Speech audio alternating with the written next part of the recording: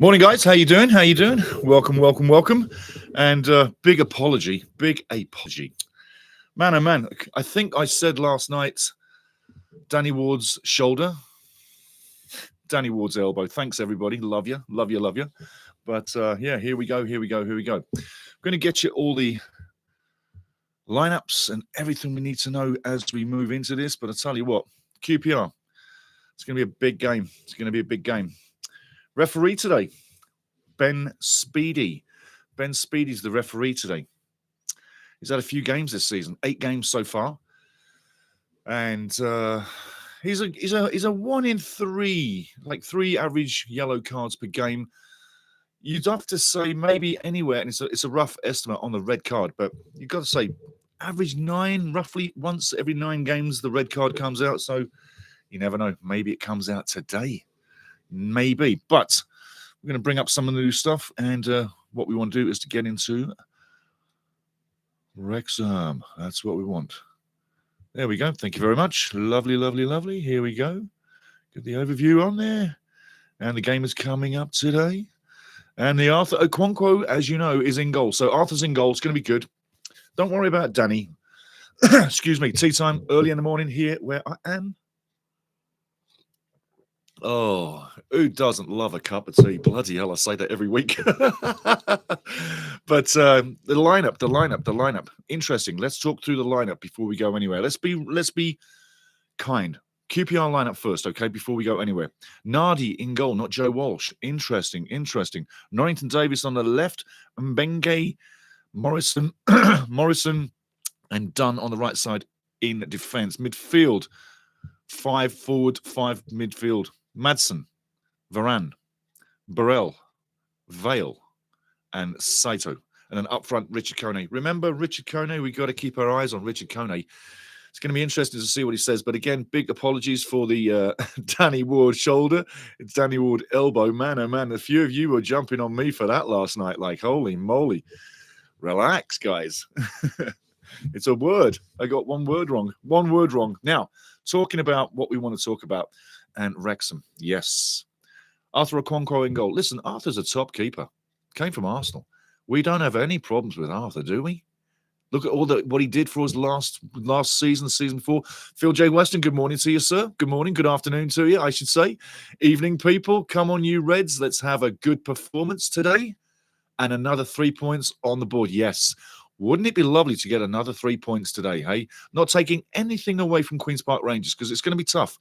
But wouldn't it be lovely? D. Scott 6629, good morning to you as well, fella. Good morning, my friend. This will be another good match for Wrexham, I'm sure. I tell you, I think it will be. Absolutely. Oh, that is a good cup of tea. This here, that is a good cup of tea. Or should I say a pint of tea? Yeah. Do you know how many of them I do a day? Probably about 6 or 7. Yeah, I'm a tea freak. The average man needs to drink 3.5 litres of fluid a day. You can drink what you like. You can be drinking what you like right now, preferably a beer, I guess, if you're at the match. The fluid a day. You can drink what you like. You can be drinking what you like right now, preferably a beer, I guess, if you're at the match. But Arthur in goal. So, Arthur Okonkwo. We got no problems with Arthur. Arthur's absolutely fantastic. He's been with us for a fair while now, so let's put it that way. Right side, Maxi Clough, Cody, and Doyle on the right. So Callum has literally, looks like he's going to own that spot, and Lewis O'Brien's got to vacate and find other space. I think Lewis O'Brien goes midfield, but he can also keep that tandem with Callum, and he's also there on the bench per se for an emergency in defence. So no problems there. Maxi Clough, Cody, and Doyle midfield. Longman on the right. Dobson, middle. James, middle. O'Brien and McLean. And Hardy and Moore up front. Let's see what Ryan Hardy's got today. It's interesting. We haven't seen too much from him. We've seen shades. We've seen the wonder goal at Hull.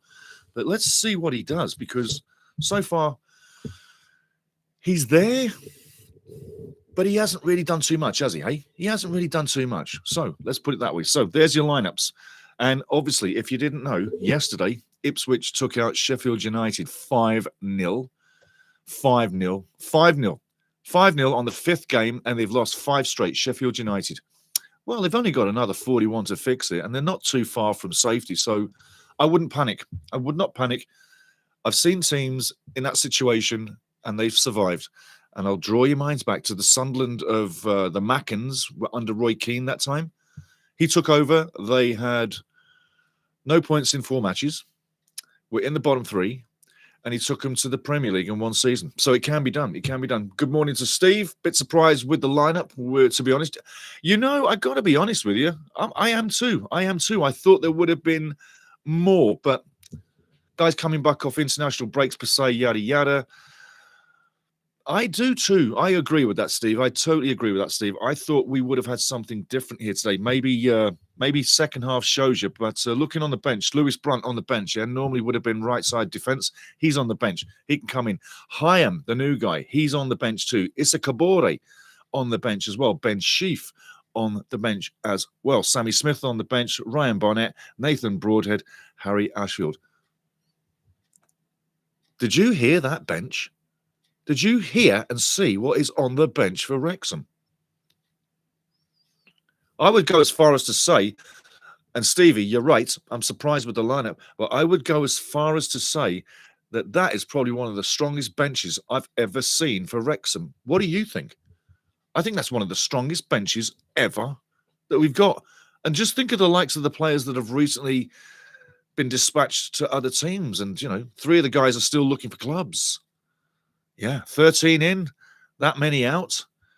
I tell you. And the biggest surprise, the quietest surprise, the guy that went quietly that I thought would have gone, wow, something's happening, was Ollie Palmer. He just literally quietly walked away from the club. It wasn't much of a noise, I mean, I know they're grateful, and I am too, totally. But like I said last year, at the end of the season, the beginning of this season, get used to seeing guys coming in, coming out, because it's going to happen.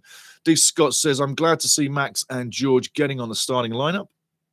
Absolutely. Not surprised at all. Parky is absolutely loath to change his lineup.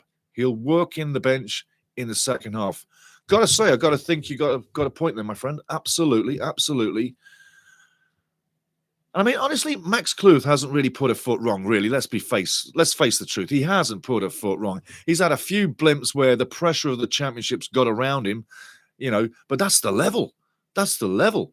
But I think Max is doing fine. For a young kid, look what he did last year, the year before, how he's literally grown as a man with Wrexham, grown into that position as right back. And I did say that, if he kept on improving, eventually we might lose him. Well, let's face it, as Wrexham's gone through the leagues, we're going to keep him. But anyway, yeah, George starting lineup. Let's see what comes in the second half. I think you got a good point there. D.D. Scott, 66-29. Absolutely. Grim Play says hi. How you doing, Grims? Good to see you. Good to see you. But referee today. Referee, his name is Rob Speedy. And I've got the officials as well. Linesman Ian Cooper and Graham Kane. No relation to Harry. 4th official, Zach Kinnard Kitcher. So there you go. There's your officials. And again, do apologise for the Danny Ward hiccup. It is not his shoulder. It is indeed his elbow. Thank you. Lovely. Good that you're there, guys. Thanks for the reminders. Loving it, loving it, loving it.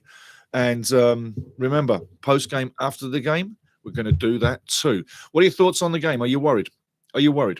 Are you worried? You shouldn't be. You really shouldn't be. I wouldn't think anybody should be worried today. We're in a game. We found the level. The last few games have proved where we've come from. Game 1, Southampton. Look at it. How it finished. Cruel finish to the first match of the season. Yeah, 2-1 at Southampton. Up until then, we're looking like we're going to have something and bring something home. Yeah, didn't happen. But it was a late loss. So factor that in, yeah? It was just a late loss. At home, the loss against West Brom. Late loss again. The draw and the win. The win last time out. Millwall, fantastic. Fantastic performance on the road. We did what we had to do. Unfortunate for Danny and the elbow. But it sometimes happens. And we got great goalkeeping coming in. So today I've got no worries with Arthur Okonkwo. Not at all. I think Arthur will be totally fine. A couple of things I wanted to bring up about Queen's Park Rangers for you guys is top shots. Richard Coney's got 2. This is in the championship, yeah? Smythe has got 1. Sato has got 1. And Morgan has one, which is an own goal. Anyway, and talking about total, that's it. That's it. Nothing more to say. Nothing more to say. You're looking at Wrexham. Different story. In the league, I'll give you in the league and totals, i.e. EFL Cup for the Wrexham, okay? Just so you've got some more news to work with. Top scorer, number 19, Kiefer Moore. 3 in the league, 1 EFL Cup, total of 4. If you count in the recent goal for Wales, he's got 5 recent goals since the start of the season. So, yeah, there's a chance that he could beat his best season, which was 20. I wonder if he gets more than 20 goals in the season. There's a chance. It's going to be close because, yeah, this is the championship. But let's see what happens. Ollie Palmer, who's left already, he has 2 for the club, and that was in the EFL Cup. Lewis O'Brien, he has 2 goals, both in the league. Remember the last goal. And Didi Scott, yes, I remember you saying this. The most muted, celebrated goal that you'd ever heard out of my mouth. Yeah, because you know what? I didn't think he was going to get it in, and he did. And I'm like, it's in. Crazy. And I remember that. That's what I said. I went, it's in. Anywho, that's the way. Lewis O'Brien, 2 goals for Wrexham so far this season. Josh Windass has got 1. And Sammy Smith also has 1. 7 in the league, 6 in the EFL Cup for a total of 13. So not bad at all, yeah? Not bad at all. Talking about games coming up, just to keep you interested before we get into the game. And I'm going to be bringing up, yes, bring up the channel, my friend. Bring up the channel. Where is Le Channel? There we go. Bringing it up right now. Just turn off that volume, otherwise I'll blow you guys away, and you don't want that. There we go. Right on. Studio's working perfectly. Everything's good. Guys are on the field. Lovely day. Oh, look at the sunshine over the racecourse ground. Oh. K-Ras is looking good. QPR in their nice blue and whites getting ready. They're in the training theatre right now. Few Wrexham fans walking in. Nice scenes. The ground looks great. The grass. What's your thoughts on the field? I mean, that field is absolutely gorgeous. No, isn't that just a gorgeous field? I think we've got no excuses to play our style of football on that kind of football field. No excuses whatsoever. Like, really, not for a second of the day. No, I tell you, man, we have got no excuses. That field is absolutely gorgeous. Just lining up a screen here, guys. Give me a second. There we go. Thank you. Make the field as big as you can. Just like Wrexham, I make the field as big as I can so my eyes can see as much as they can. Now, looking, like I said, Southampton 2-1 loss on the first match, 3-2 loss. Since then, Wrexham's really come into somewhat of some form. Yeah, you could say unbeaten in 2. Unbeaten in 2. Let's hope it stays that way for 3. Start to get that unbeaten form going. Remember last year, the year before that? Yeah, didn't start like a freight train. It clippity-clopped along the tracks and started to collect momentum. A win and a draw, that's momentum. Get something out of today. Just imagine that we pick up the win today. You're then clippity-clopping some more points along. You're going up the table, yeah? Last few seasons have been the same way.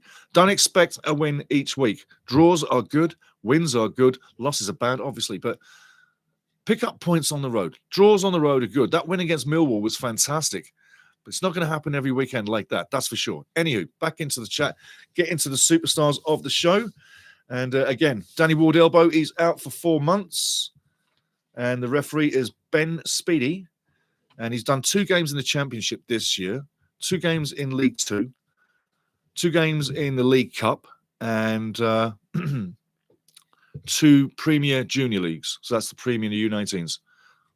Former school teacher, by the way. So I wonder what he's going to be doing. Like, is he going to be a card-happy kind of guy? Is he going to be letting the game flow? Is he going to be slowing it down? There's no real information on what kind of style referee he is, just that an average of 3 yellows a game and 1 red, average 9 matches. So we'll see what happens.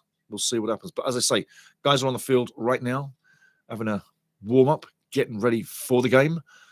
And pretty soon they'll be there. Next up for Wrexham after this one is Norwich City on the road. That's not going to be easy.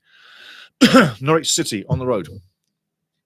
Josh Sargent, top scorer, player of the Championship for the month. Looking looking over the racecourse ground. Racecourse ground is looking beautiful.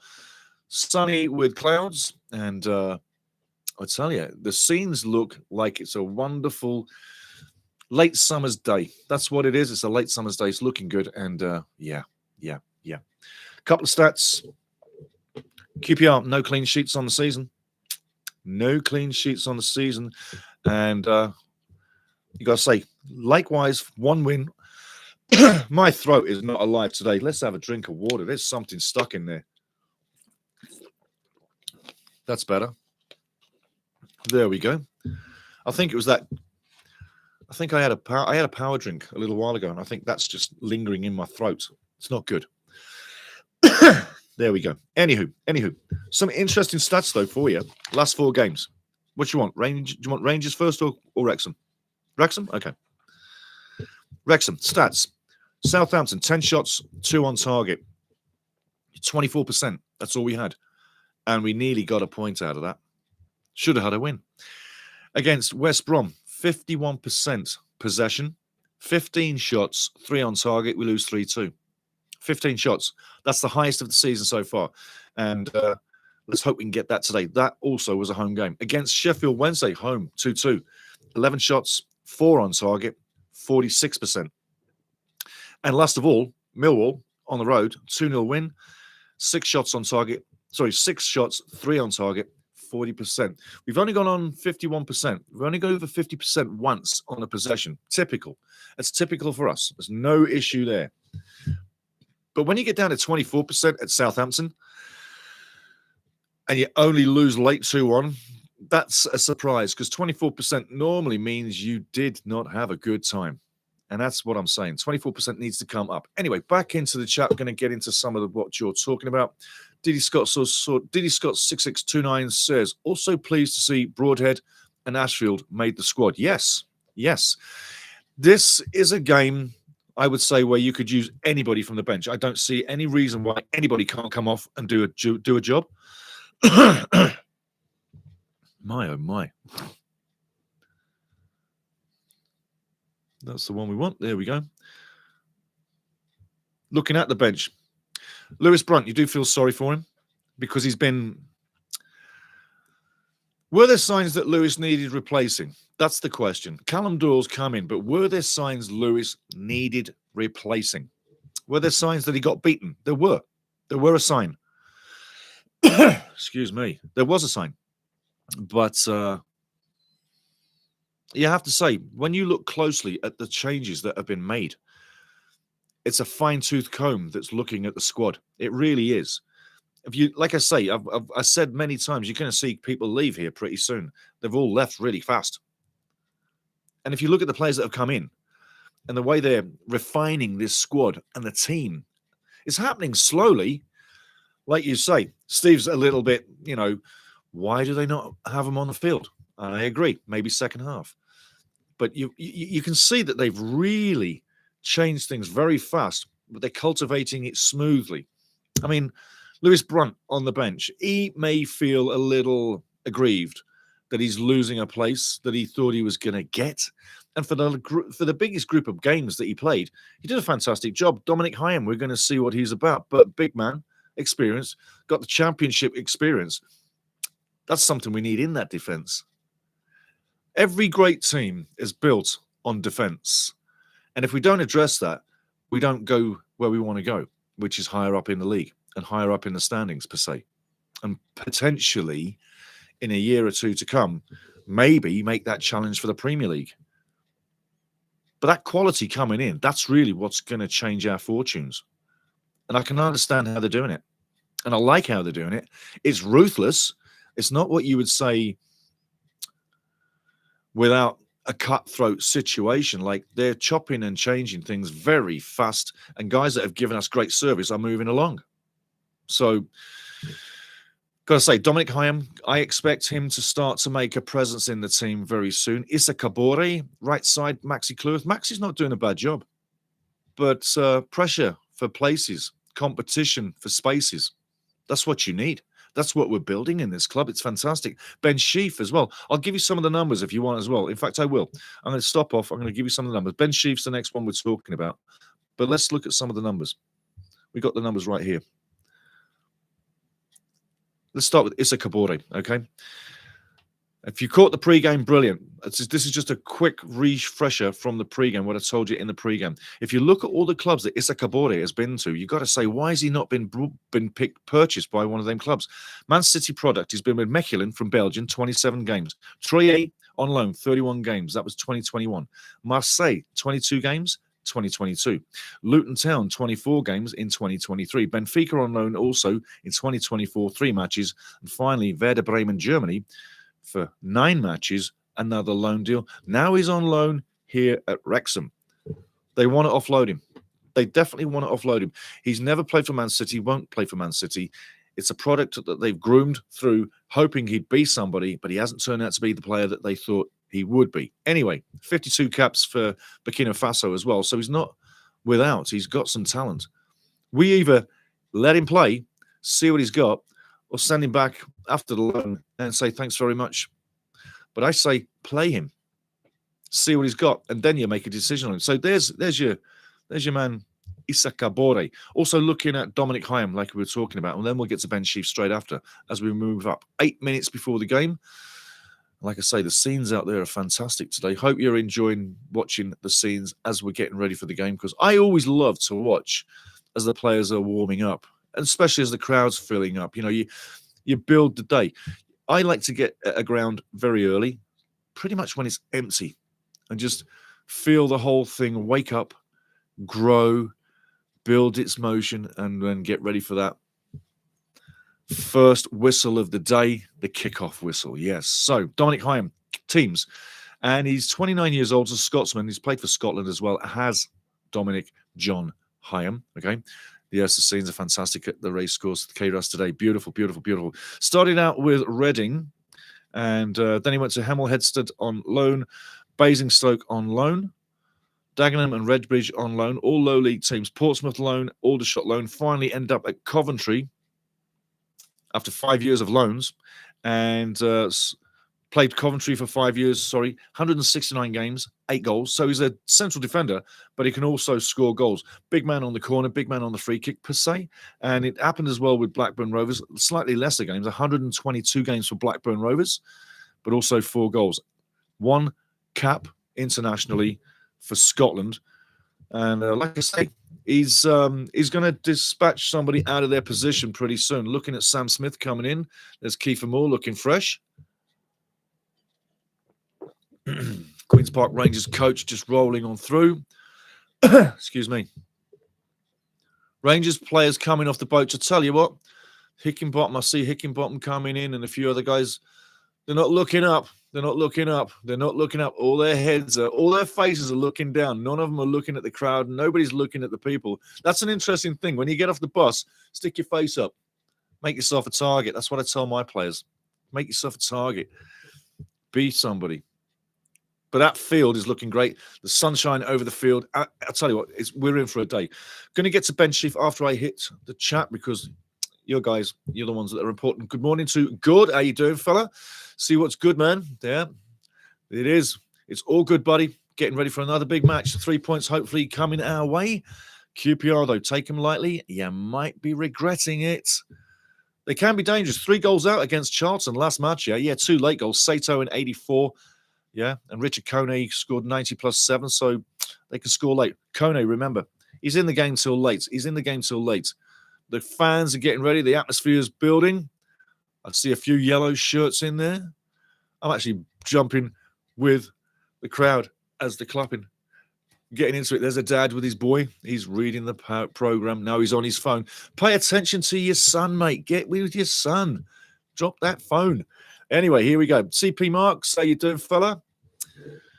Your friendly neighbourhood Liverpool friend here today. Big up to Liverpool. Go and win that league again, please. Parky needs to use that Man City loan player. He will be the fastest on the pitch, no doubt about it. Good point, mate. No doubt about it. Kabore is a little bit like a freight train. He's got some speed on him. Once them wheels are moving, he'll go past you. You'll literally see him start running. This is Issa, and this is the guy he's running with. You'll see a guy, he's running with a guy, and he's literally going past him. He's literally going past him as he's running at the same time. So, yeah, big point. CP Marks also says, I'm not being rude, but Connor has lost a lot of pace. A foot race between McLean and Cody is too close to call. He was not a good signing, but I do wish I was wrong. You got a great point. You got a great point. I have picked up that Connor's form, let's put it this way, his form and pace are lacking. I've said many times about Cody so far that his lack of pace is what he makes up for with his wisdom and his experience in the game. Sometimes he's been left lacking in situations of positional sense, which is down to speed, reading the game, and a few other things like you all know. So with Cody, I like what he brings, but I totally agree with you, and I have said that his best days are in the back window a couple of years ago. Was it a good signing? For experience alone, and maybe what he can help with other players, maybe. But for a full squad and a full season, well, he didn't play a full season last year with Leicester, and he wasn't a full season before that either. So you could see that it was drifting off. Lovely flag of Wales there, beautiful. And I agree. I think that I was somewhat surprised when we picked him up, not dismayed, not unhappy, but I don't think we've seen the best of Connor today. So he needs to bring a game. He needs to bring a game today at home in front of the racecourse fans and basically show us what he's got, because we haven't seen a great Connor Cody. That's for a point. So it's a great point that you bring there. Also, keep an eye on Cody's pace. See if Coney will pick him apart. And that's what I'm worried about, is that Richard Coney is going to be in the game all game long. He's definitely on fire, looking for 3 goals in 3. He can finish, and he'll wait all game long. And the thing is with Coney is he looks like a thoroughbred. You know, some of the players that you can watch, you can say, does he look that good? Is he that good? But Coney, he looks like a thoroughbred. He really looks that good. Anyway, getting to game time. Teams are lining up here. Remembering myself back in 1975 as a little boy watching QPR while I was on a trip down to London with the folks. Jamie Mack bringing the team through. Got a new young signing behind him. Looks like a young Max Kluth when he was 6, maybe 6 or 7. Lots of Hoops fans. Well done to the Hoops fans for getting out there today. Good on you. Good travel. Not that far. But well done to the Rangers fans for getting up there. We're wearing our lovely new black tops. They're rather dashing, aren't they? Hey, so you line up again. Arthur, Longman, McLean, Doyle, Cody, Cleworth, O'Brien, Dobson, Moore, Hardy, and James. Wrexham's ready for it.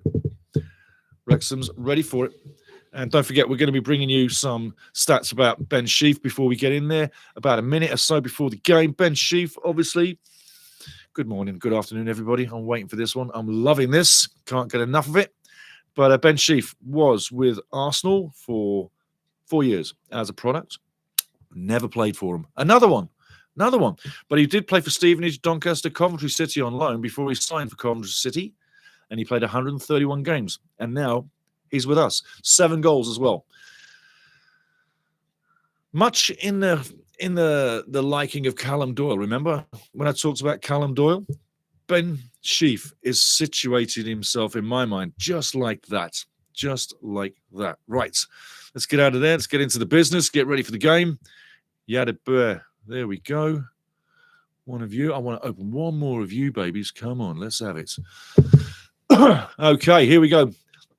Julien Stéphan, the QPR coach, La France, the Frenchman, just says hello to Phil. Phil's like, hello. He's like, bonjour. How you doing, my friend? And listening to an interview, press conference, the QPR press conference yesterday, Julien Stéphan is he's a lovely, likable fella. Got to tell you, very likable fella, always smiling, always happy, a positive-natured person. Got to tell you, we'll have to see how it goes, but yeah, nice person. In for the game, Jimmy Mack, nice person. In for the game, Jimmy Mack is shouting his face off. We're getting ready for game time. Let's get ready for it. Oh, yes. But Sheffield United, before the season started, hoped for better. They are now Bottom of the table, 5 losses after 5. Here comes kickoff. Let's go. Let's go. Ball's live. Hardy kicks it back. Here we go now. Kloof down the line. Over the top. Long ball down the middle. Let's get something early, guys. Ball over the top. Fight goes on. QPR repel it one more time.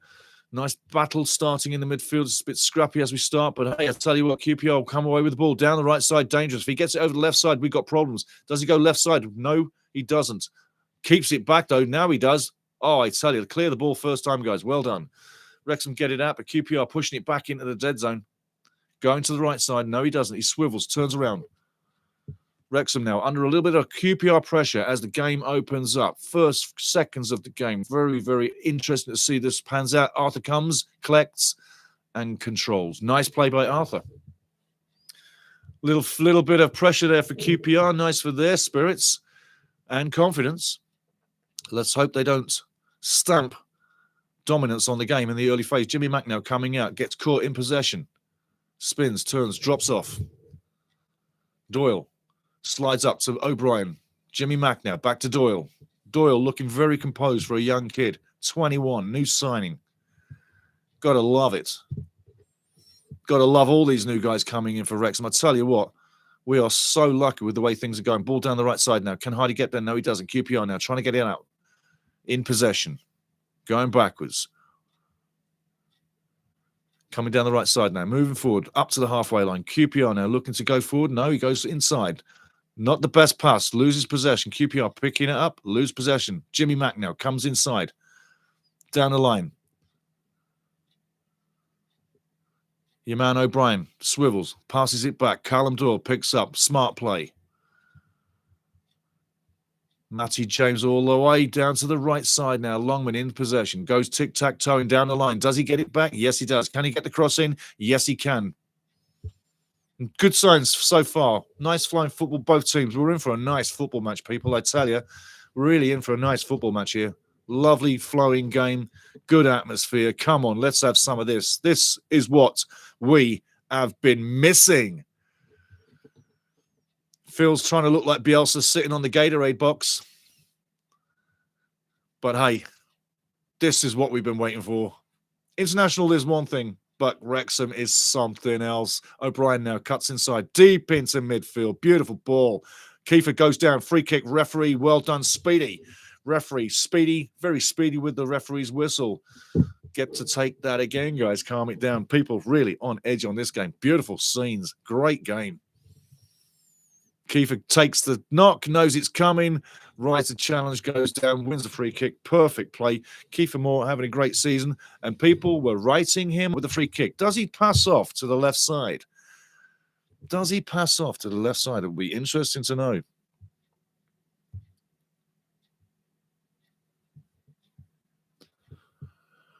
Nardi marshalling the box for QPR in goal. O'Brien now. The kick does go down to the left side. Well done. Jimmy Mack now has the ball. One-on-one with the defender. Can't go past him. Gets the cross in on the edge of the box. Wrexham still in possession. Ball over the top. Onside. Ball is live. Going out for the corner. Well played. Well played. Well played. Kiefer Moore. Excellent play. Showing the experience there, Kiefer. Back into the chat. D. Scott, we know Cody doesn't have the pace for Premier. The big question is, does he have enough for the Championship? In Parker we trust. Great point. I love that. In Parker we trust as well. Yes, absolutely. Absolutely. Yeah, it's a case of let's see what he does. He's got to bring the performances in. Short corner now. Coming in. Chipped cross. Far post. Gets on that one. Well repelled by Nardi. And it goes past the post on the rebound shot. Nardi, the keeper, coming through, does well to punch out, clears the danger, and resets QPR with a goal kick. Goal kick coming up.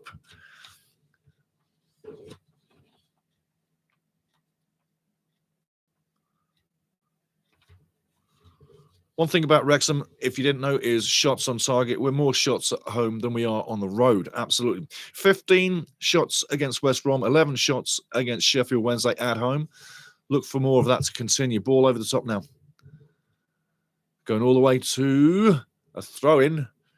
That pace doesn't get you there. Kone running. But I tell you what, long balls. If they keep playing the long ball for Kone to run per se, or any of the forwards for QPR, it'll just take them out. It'll tire them down. Callum now with the ball, throwing it out. QPR win possession, back to halfway. Good signs, like I say. Early signs. 5 minutes in, both teams can be happy with what's happening. Great tackle there. Nice physical play by Jimmy Mack coming up, storming, winning the ball, gets it into touch. Maybe a free kick coming up.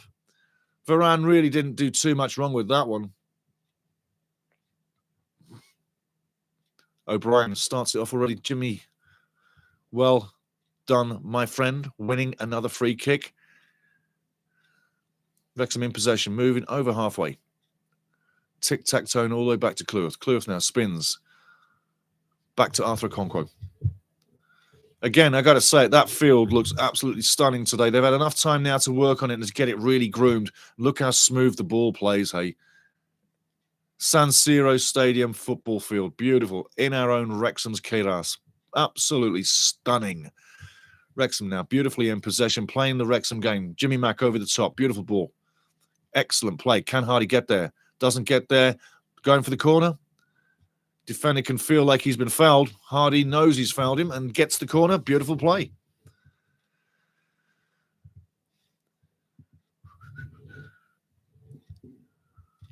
Mdia, big up. Yes, exactly. Sad to see Ollie depart. I think a lot of people were, yeah. I think we were not surprised. I think we were all waiting for it, per se. We didn't want it to happen, just like with Paul Mullin, yeah? And let's hope Paul keeps on banging the goals in and can possibly get back, per se. But, yeah, I'll tell you what, QPR's got an issue here. Yeah, we've definitely got an issue there. And Benge's definitely in a bad way. Yeah, he's in a bad way. He's looking like he's in a bad way, but he's saying, I tell you what, they really should get a physio out there, because when you got a guy like that that can't react, it might cost you. Watch what happens. Wrexham coming with the corner now. Over the far side. It's a scrap in the middle. Headed the wrong way. Oh, I'll tell you what, a very unlucky deflection. And Carney comes with the ball. Watch the pace. Look at the pace. Look at the pace. Look at the pace. Look at the pace. There's a racehorse. There's a racehorse.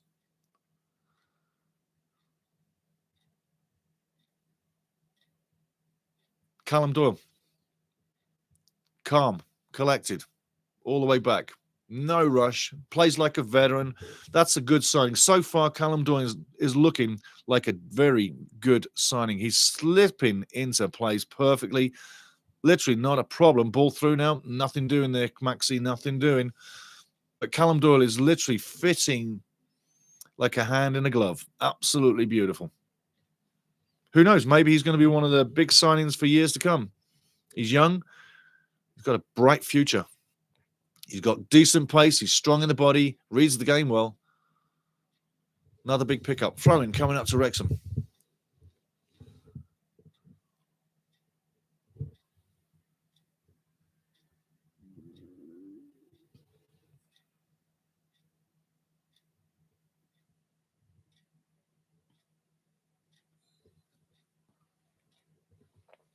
It's one thing to say QPR's won 4 of the last 6 away games, but this is this season. That's the last season. That stat that they just threw on the screen there, it's a fact.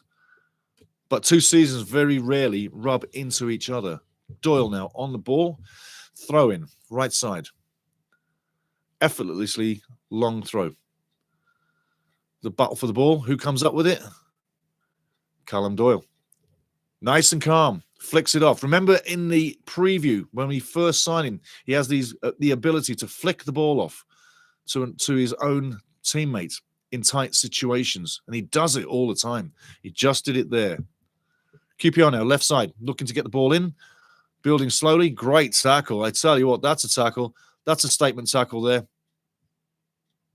Ryan Hardy now going down the right side. 2 players on him. Gets past 2 of them.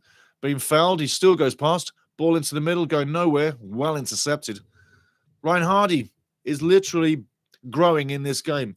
Maybe there's something in this game for Ryan Hardy after 90 minutes plus, or however long he's on the field. Wrexham now cycling the ball to the left side. Callum Doyle in the middle. Lewis O'Brien strips, goes past one. Looks where Mack is. Jimmy Mack on the ball. I can see that there's a pattern between Jimmy Mack and Lewis O'Brien. They're looking for each other, trying to get things working. Oh, terrible play. Connor Cody just tried to find someone through the middle, and it was probably not even possible.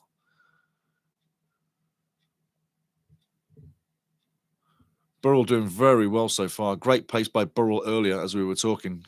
Man down, QPR looking for the penalty. Nothing doing. Burrell crosses and well cut out. Kone looking for the return. But Burrell's alive. Burrell is alive. I tell you now, he's absolutely having a game.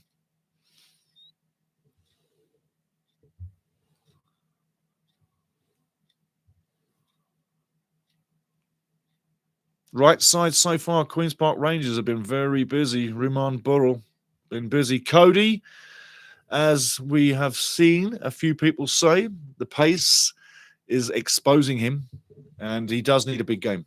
So far, 11 minutes in, 0-0. Corner coming in, Queen's Park Rangers. Referee's having a word. Speedy up to speed with the game. Referee having a great game so far.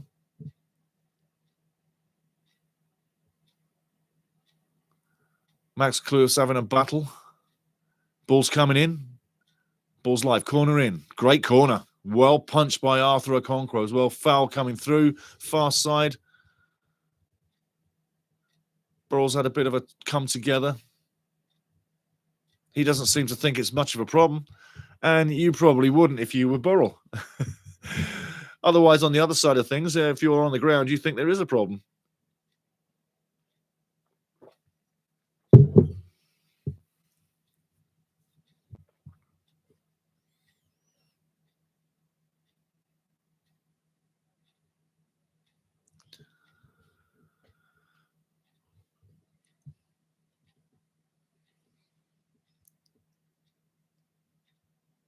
Matty James up and ready, back at it.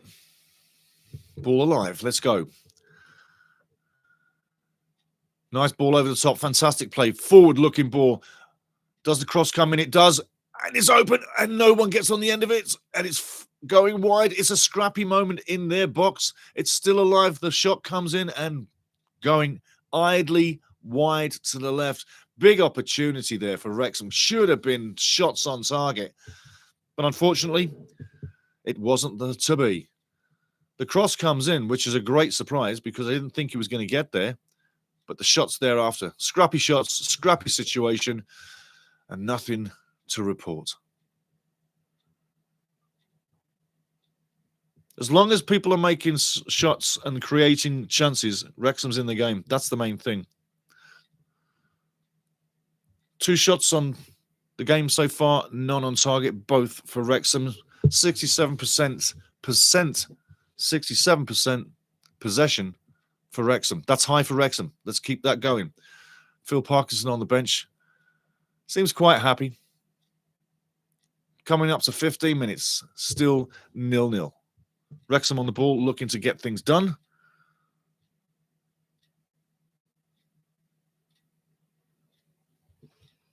All the way back to Arthur Okonkwo now. No, Cody picks it up instead. Connor Cody doesn't play the best ball there. Very simple ball, but he's not playing a ball where the ball pressures QPR. Ball over the top now, running through. Little bit of contact, nothing happening. Referee says don't do anything, get your corner. Kiefer could have probably stumbled and gone down there, perhaps. If he was in the Premier League, he may well have done in the search for the referee's attention for a penalty, but it doesn't happen. Not to be. Not to be.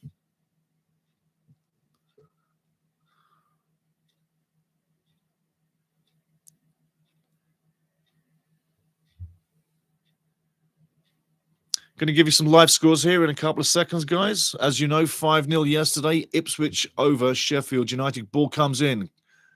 Well repelled again by Rangers. To the far side. There's a battle on the far side now. Who comes up there? QPR still has the ball in possession. Trying to move out from defence. Going far along. Down the left side. All the way to Arthur Okonkwo in the back. Going to give you a couple of scores as we're talking now. Oxford and Leicester City earlier today. 2-2. Big result for Oxford. They get another point. Leicester should probably have thought about a win, but it didn't happen. Ball down the right side now. Wrexham in possession. Ryan Hardy looking to swivel. Well covered. Gets the ball in. Smart move, but no one picks up on it.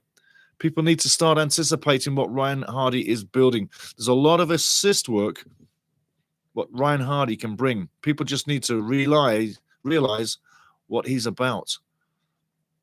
Whoever's close to him needs to read the play, basically, and anticipate what Ryan Hardy is trying to unlock.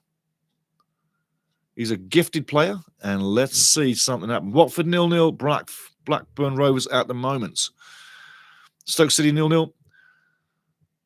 Reporting a goal. Sheffield Wednesday going down at home right now. 1-0. Bristol City go the Robins. Harry Amos on 6 minutes, an own goal. More bad luck for Sheffield Wednesday. Bristol City loving life. 1-0 up on the road.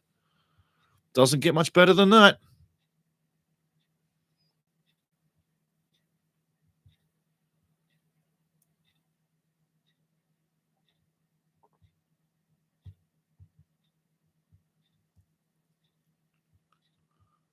Here we go. Sun's in the eyes of Queen's Park Rangers fans. Lovely sunny day. Rangers coming forward now.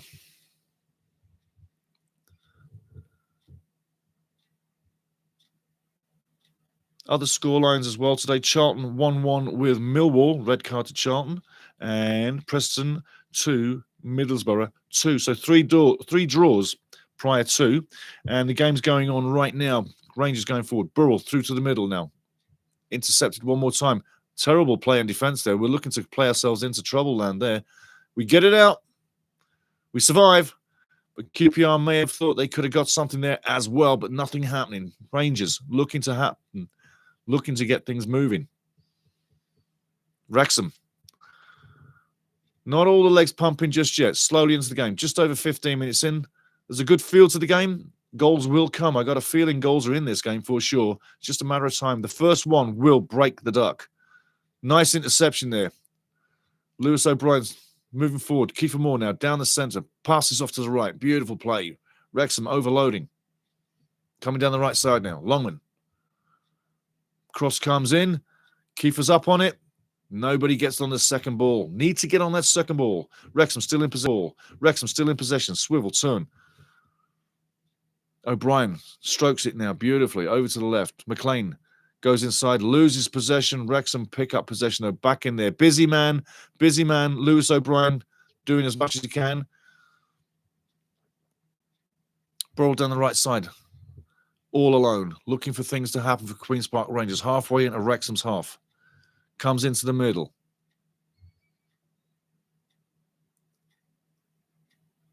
Literally stops the play. Kills the mojo of the game. QPR now working their way back when they were literally in Wrexham's half. Not the smartest of plays there by QPR. They were in possession, in a good position. Could have kept the possession play up high in the field and had gone all the way back to Nardi in goal. Scores on the doors. Norwich 1-0 up the road at Coventry. Excuse me. 1-0 on the road at Coventry. Can't get much more than that right now. Norwich winning. QPR now going inside the box. Dangerous play now on the inside. Great save. It's alive. It's dangerous. But I tell you what, QPR should be 1-0 up and Rangers putting on the pressure, win the corner. Good save there by Arthur Okonkwo. Arthur's awake and he's alive and he made sure that that didn't go in there.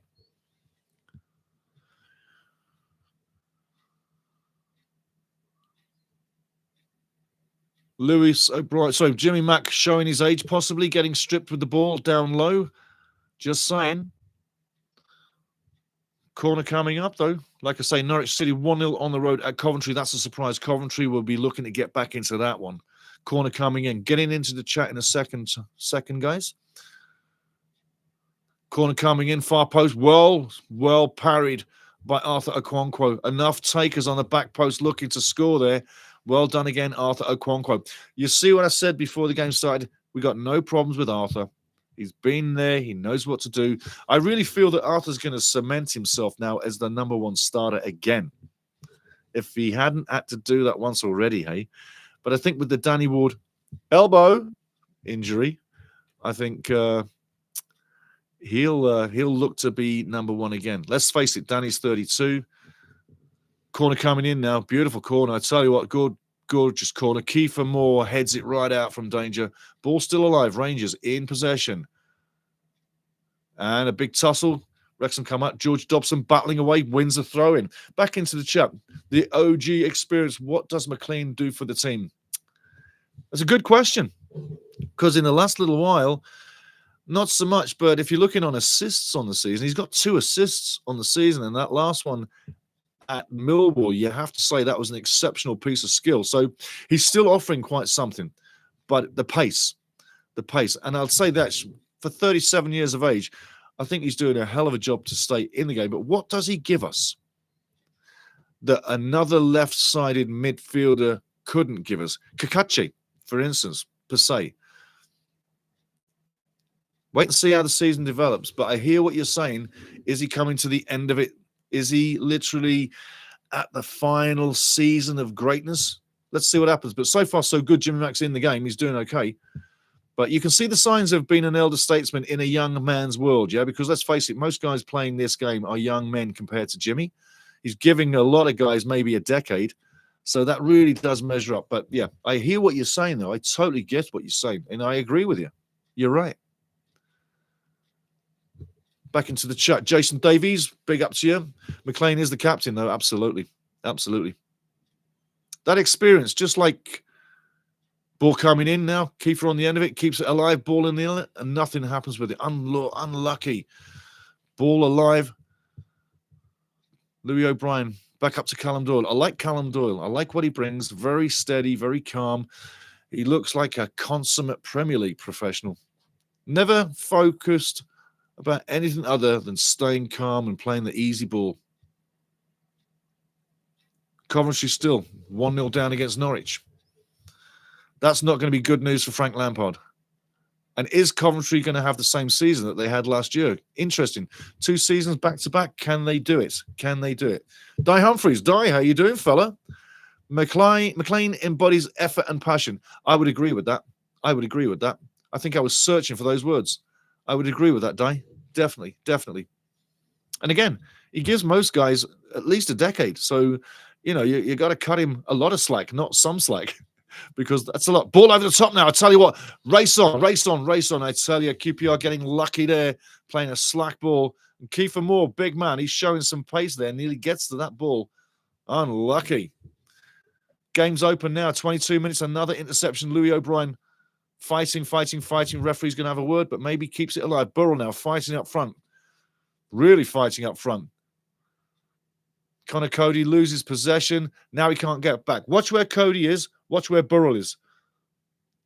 Burrell is literally on fire. QPR on the edge of the box. Coming inside. Ball inside. Well cleared. Connor Cody makes up for that. He clears his own mistake. Well done. Hey, listen, if you're going to make a mistake and you can clear it up, fair dues. QPR coming up with the corner. The OG experience. Thanks, I haven't seen him do much. He hasn't ever stood out for me. The OG experience. Okay, so he does captain stuff, keeps people's heads straight and in the game, helps Parky play Parky ball. Diddy Scott. Harry Ashfield is 19. He'll need to work his way into the squad. Absolutely. Great points by everybody. You're all right. You're all correct. You all know it. I'm backing all of you. Well done. You're the superstars. You know it. Speedy, the referee, having a big chat now. Something's pissing him off in the box. Someone's clutching and grabbing Coney, looking to get on something here. Big fight with Matty James. Wrong pairing, in my opinion. QPR keeping the ball dangerous inside Wrexham's box. It is alive. And tell you what, 1-0. There you go. It looks like he's an offsider. Well called referee. Well called lineman. Beautiful. But the danger were there. One point I'm going to make out there. Richard Coney, Wrexham's got Matty James pairing up. That's the wrong pairing. Matty James is not the man to go up against Coney. Just saying. By the way, that should have been whistled down earlier for a free kick against Kiefer Moore. Just saying. But the signs are there. Danger signs. QPR in the game. They've hit the net once. They're growing in confidence, like I said in the pre-game. And Burrell is becoming an absolute nightmare for Wrexham at the moment. QPR on the edge of the box. Does he take the shot? No, he comes back to the right side now. He goes inside, takes the shot. Great save by Arthur. Didn't see much of that at the late stage. Gets hands down low. Well done, Arthur. Arthur Okonkwo is literally having a turn-up game. He's having a turn-up game. Saito sights one on goal, thinks he's going to get it. But QPR, for the road team, right now, are showing signs they're getting into this. They're growing in confidence. We have to be careful. We got to be very careful, guys. The signs are there. Another corner. A series of corners from QPR in the last few minutes. Ball comes in. Beautiful corner, back post. Maybe a little too long. Kiefer Moore gets it out one more time. Thank the soccer gods, we've got Kiefer Moore in the box for corners. Arthur collects, nice and beautiful. Keeps it calm, nice and smooth. Has a look around, rolls it out. Wrexham back in the game. I agree with the Diddy Scott 6629, Harry Ashfield 19. Late in the game, this could be a game where I would put him in. Nothing gained, nothing lost by sitting on the bench. But I would put him in late in the game. Bring him on slow. He's had his chance in cup games, got a goal, did very well. But I'd bring him on slow. I do like what he's got, and I think he is one for the future, and I do see quality. QPR now allowing themselves to put their foot on the ball. That's how much they're growing in the game. They are now dictating play, dictating the mojo, dictating the flow, speed. And when you've got people putting their foot on the ball, like I said a few times recently, you dictate the match. You own it. And when you do that, it's because your confidence is really high. And for a team that got battered 7-1 recently, these guys have come full circle. 3-1 against Charlton recently. Last match out. They're growing in confidence. Like I say, we need to get on the ball. I said that in the pre-game. Wrexham's got to get on the ball. We've got to start passing the ball around, own, be brave, and use the muscle. QPR now, cross comes in the box. Tic-tac-toe. I tell you what, that wasn't without beautiful play there. Lovely tic-tac-toe. Lovely tic-tac-toe. Burrell nearly gets the perfect ball back. Burrell either gets something or he's going to run himself into the ground. That's one of the things. Next matchup for Wrexham is Norwich City on the road, guys. We're going up against Josh Sargent, the league's top scorer. Bristol City 2-0 up against Sheffield Wednesday right now. Norwich City still 1-0 up against Coventry City. Stoke City have taken the lead against Birmingham. Stoke's good form continues amazingly. Stoke City 1, Birmingham 0. And Luai on 21 minutes for Stoke City. Go Stoke City. Keep it alive. Keep it going. Little break in the game while a few players are getting treatments. But again, scores on the doors earlier if you didn't get it. Ipswich Town demolish Sheffield United 5-0. What is going to happen to Sheffield United? Like I say, no time to panic, but it is indeed 5 matches into the season and you lose 5-0. Oxford 2, Leicester City 2 as well. We'll give you the scorers there. T2 as well. We'll give you the scorers there as well. Landskier for Oxford United and Sumari, 9 and 44. And Jordan Ayew, ex-Crystal Palace on 13. And Babusa Pereira. His full name, you got to hear this full name. Ricardo Domingos Barbosa Pereira. What a name, hey? What a name. That's a footballer. He gets the tying goal on 55 for Leicester City. Ricardo Domingos Barbosa Pereira. Wow, what a lovely name. And Aaron Ramsey was sent off on 24. Can you imagine that? Yeah, who doesn't know Aaron? But player down, or I should say man down still at the moment. back into the chat. Michael Jones, good morning, Michael. Good afternoon, Michael Jones. Just a Cardiff match on the radio. This has not happened to me before. The OG experience. I understand what you're saying. Hey, and Cardiff are doing well. Get back up there. Come on. I understand what you're saying. Hey, and Cardiff are doing well. Get back up there. Come on.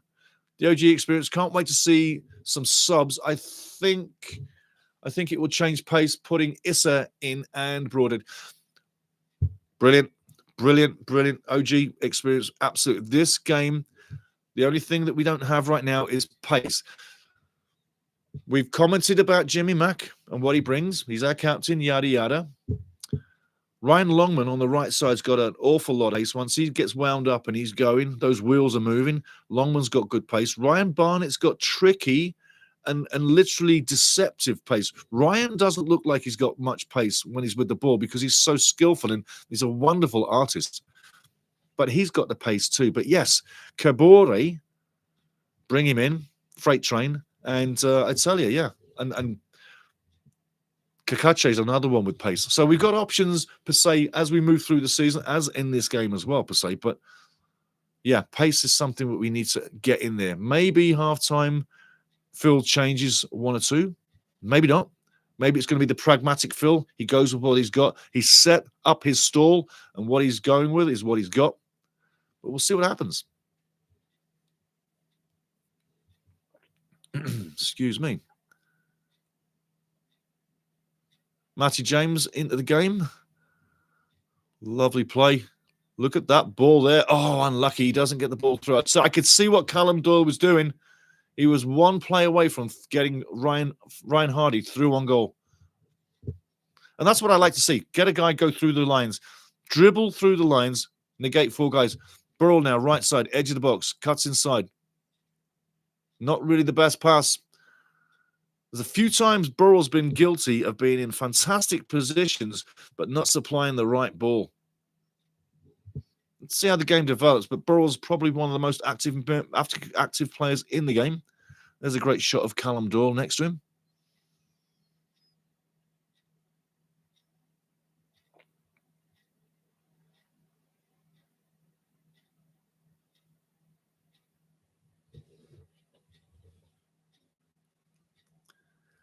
And you know where he just took that.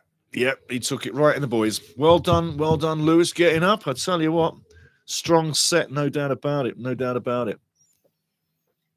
Few seats still available. That surprises me. There's a few seats still available. Ball into the box. Dangerous. Battle comes off. A shot on net. It's a scrap. I tell you what, and there you go. It's a scrap, and there you go. It's a scrap, and there you go. 1-0 down. The danger signs were there. We've been warned, and the man Burrell is the man that's done the danger all day long. 1-0 QPR. 1-0 QPR. Now we got a game, but don't despair. Loads of time. 32 minutes in. Wrexham have now got to come out of their shell. Makes the game open. Let's just see what happens. But again, you have to hand it to Queen's Park Rangers. They do deserve what they've got. They are on the road. And we are sleepwalking to a 1-0 loss. And I did say that in the pregame.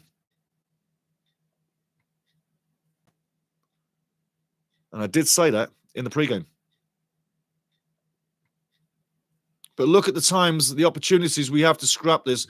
Connor Cody's got to be reading this much better. It's an own goal by Connor Cody if you really want it, but he's got to be reading this much better. He's flat-footed on the play. But again, here we go. 33 minutes in. 1-0 Queen's Park Rangers on the road at the KRAS. We've got to come out of our shell and start owning the game. Into the chat. Kent Gulliford. Kent, how you doing? I'm a dummy. I'll just rewind a bit. I love that, Kent. That's fantastic. The OG experience, not as much of a mouthful. Phil J. Weston, shocking defending again. I got to agree with you, Phil. Absolutely. I mean, Connor Cody, we talked about him on the head of this and that he needed a big game and that he's not been a good signing. La. We could go on and on and on. He's just exposed himself again. I mean, there comes a time where you can't hold your hand up and say, "I'll give him time." He's a consummate professional. He knows the game. He's an experienced professional. So interesting as it is, but now the game's on. Now we've got to have more urgency, and you can see there will be more urgency. 1 goal down. You got to get 2 to win now. It should have been just 1. Now we got a game. QPR have done very well. Let's put it that way. But we got a long way to go. We're a third way through the proceedings. Got an hour plus left to go. We will have our moments. We will have our opportunities. And when we do, we just need to take them. You can't say that we've carved out a real 100% great chance. Putting ourselves under pressure here. Should be 2-0 down. Great block. Wrexham playing with fire in their own box at the moment. People need to wake the hell up. Well done, Matty James. Calm heads prevail. But come on, guys. Get on the ball. Ball down the line. Hardy fights for it. Can he get there? No, he doesn't. Back to Nardi. Nardi on the ball. Goes to the right side. Wrexham running now. Battling. Fighting. The press is pressing. Trying to get that ball. Jimmy McNeil watches it go out of play.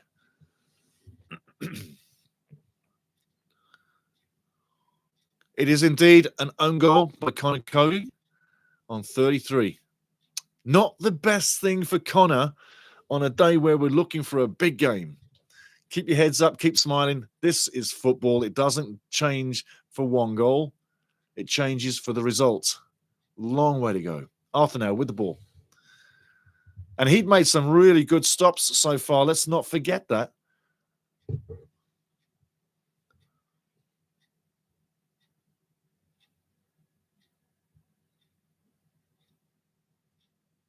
QPR, 4 shots on net. Get this, 4 shots on target. Header coming in, repelled again. Wrexham now moving out with the box. Down the right side. Ryan Longman races all the way to halfway. George Dobson now with the ball. Cuts inside. Not going anywhere. George doesn't have the pace. Come on, guys, let's realize one thing. George doesn't have that pace in transition. And anybody with pace in transition would have gone with Longman down the right wing. We need more pace. And I think that when you think that we've got Sheaf, Kabore, and Hyam sitting on the bench, I think Hyam comes in for Cody. I'm happy with that. Ball in the middle now. Ryan Hardy gets it on net. Oh, just past the post. There's an opportunity. That was an opportunity. Hardy probably should have done better, but a nice effort. Nice effort. Back in the game. Back in the game. Pickle Kisser, my man. How you doing? Late to the party. Time to get serious. Let's go. Absolutely. Ryan Hardy there.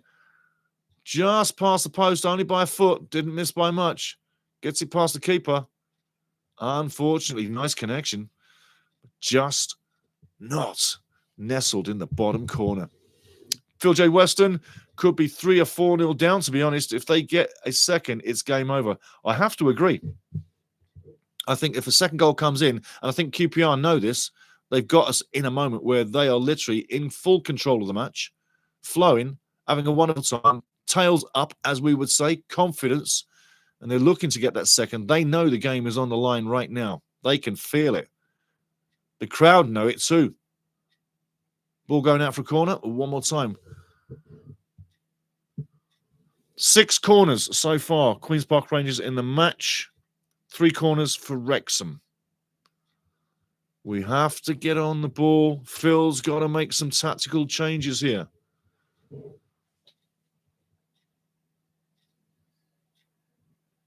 But again, I do expect changes. You can see that changes need to be made here, but not too early. We've got a long way to go. 1 goal here gets us back in the game, and things look totally different. Corner now. Queen's Park Rangers. Number 6 on the game. 1-0 up on the road. Beautiful corner again. Arthur Conquo, fantastic hands. Gathers, releases, gets Wrexham on the ground. Down the line. Beautiful play there. Ryan Hardy inside. Lewis O'Brien down the line. Kiefer Moore now looking for the far side now. What does Kiefer Moore do? Puts it inside. Oh, and again, Wrexham close to the second ball. Wow. Kiefer Moore looking for the far side for the tap in. Beautiful cross by Kiefer. We just don't make the connection. Now we've got some life in the game. Now things are happening. It's like we've been kicked up the ass and we're literally starting to come to work. We've come to play. Nice ball through. A little bit too far away. But hey, great idea. Great idea. Kent Gulliford, so high-end competition for Cody, more so than Max, maybe. Yeah, I'd agree with that. Absolutely. Absolutely. Dominic is a central defender, and that's a central or a centre-back mainly. That's his game. So, yeah, more for Cody. Max, Issa Kabore would be more competition for Max. And if we switch to a 4-4-2, which is something that I think we could do with the players that we picked up, we could have a really solid back four of real quality. So I know Phil likes to play the three over the top. Wrexham now, under pressure. One more time. Ball comes in. QPR balance and it just drifts past the post. Wow. Wow. Could have been 2-0 down again. The shots are raining in now. Wrexham need to keep their nerve. Definitely need to keep their nerve. But Burrell looking for the goal. He thought he had one, but it comes off Cody for the own goal. But another shot there comes off Doyle and goes wide. But I do agree. Phil J. Weston, the second goal goes in. We are in deep, deep trouble. We're in trouble right now, but we can get out of trouble. We got get out of jail free cards. Some of the big players on the bench.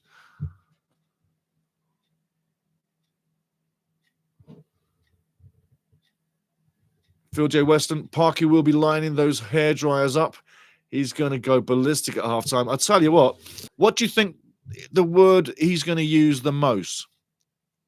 Will it be an F-bomb that he uses the most? Because I think it probably will. And I think it needs to happen. And you've got professionals out there that are really not playing their mat. They're not playing their level. And QPR, hey, I know you could say it's a game of two halves, and in the second half we'll see a better display from Wrexham, but it needs to happen now. You need to plan that now. Coming up to half-time, 5 minutes to go to half-time. QPR 1-0 up. Very happy with what they've got.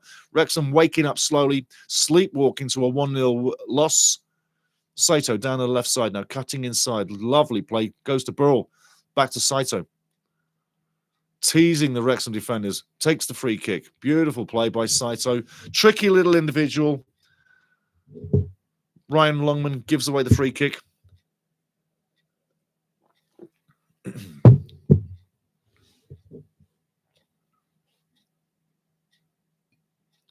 Now, Connor Cody's out there on the wide side, yeah? You have to ask yourself why he should not be on the wing.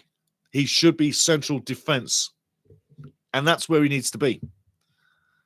And when you don't follow the rules and you leave holes in your defense and you're an experienced defender, you start looking like that. Cody is not doing us any favors at the moment. He needs to do the basics and get the basics correct. In ball. Wrexham now. Get it out. Great defense one more time. Repelled it. Wrexham going down the field one more time. Ryan Hardy chases. Can he pick up the scraps? Well done, Ryan Hardy. That's the kind of effort we got to have now. Guys have got to go full bore now for the next hour. Go full bore and put it on the line. You've got to leave it on the field today, guys. Leave it on the field.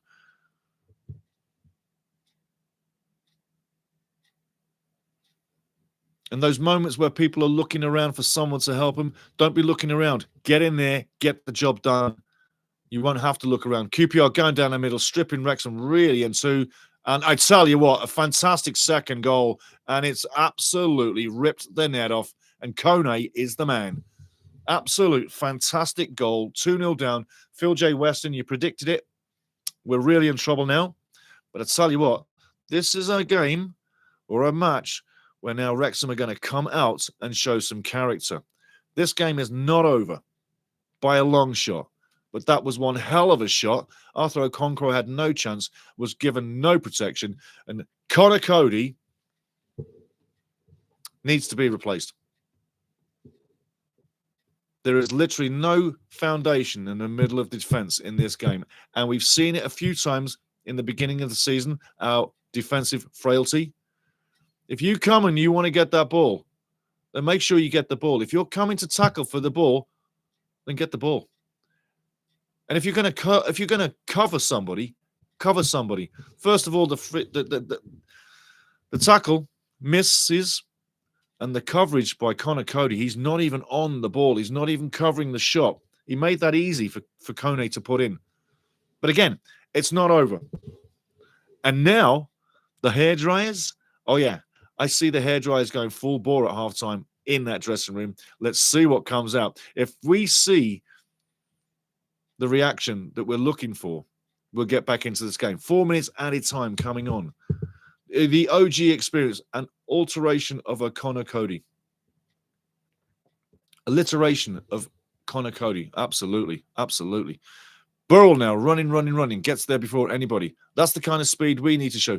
I tell you for a fact, Callum Doyle plays a brilliant play there over the top. Can we get on the end of this one? It's going through. Hardy now going through. Takes the shot. Unfortunately, doesn't get much on it.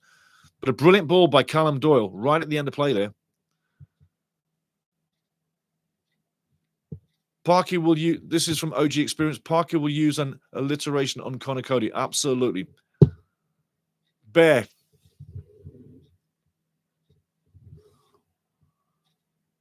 One more time.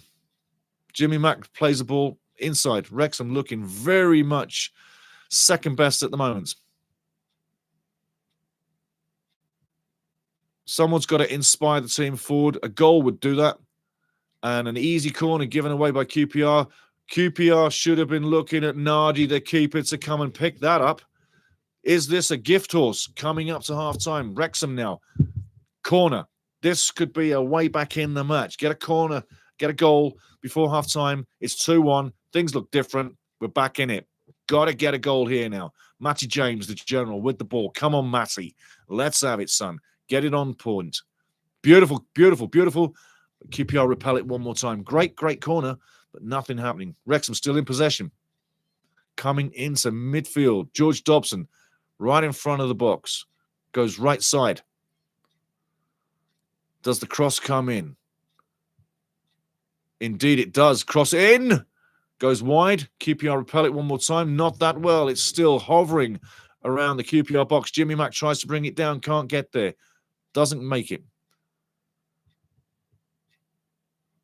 Callum Doyle doing very well to keep the ball under control, but Wrexham still trying to get it in to the zone, looking for a goal before half-time. Is it going to happen?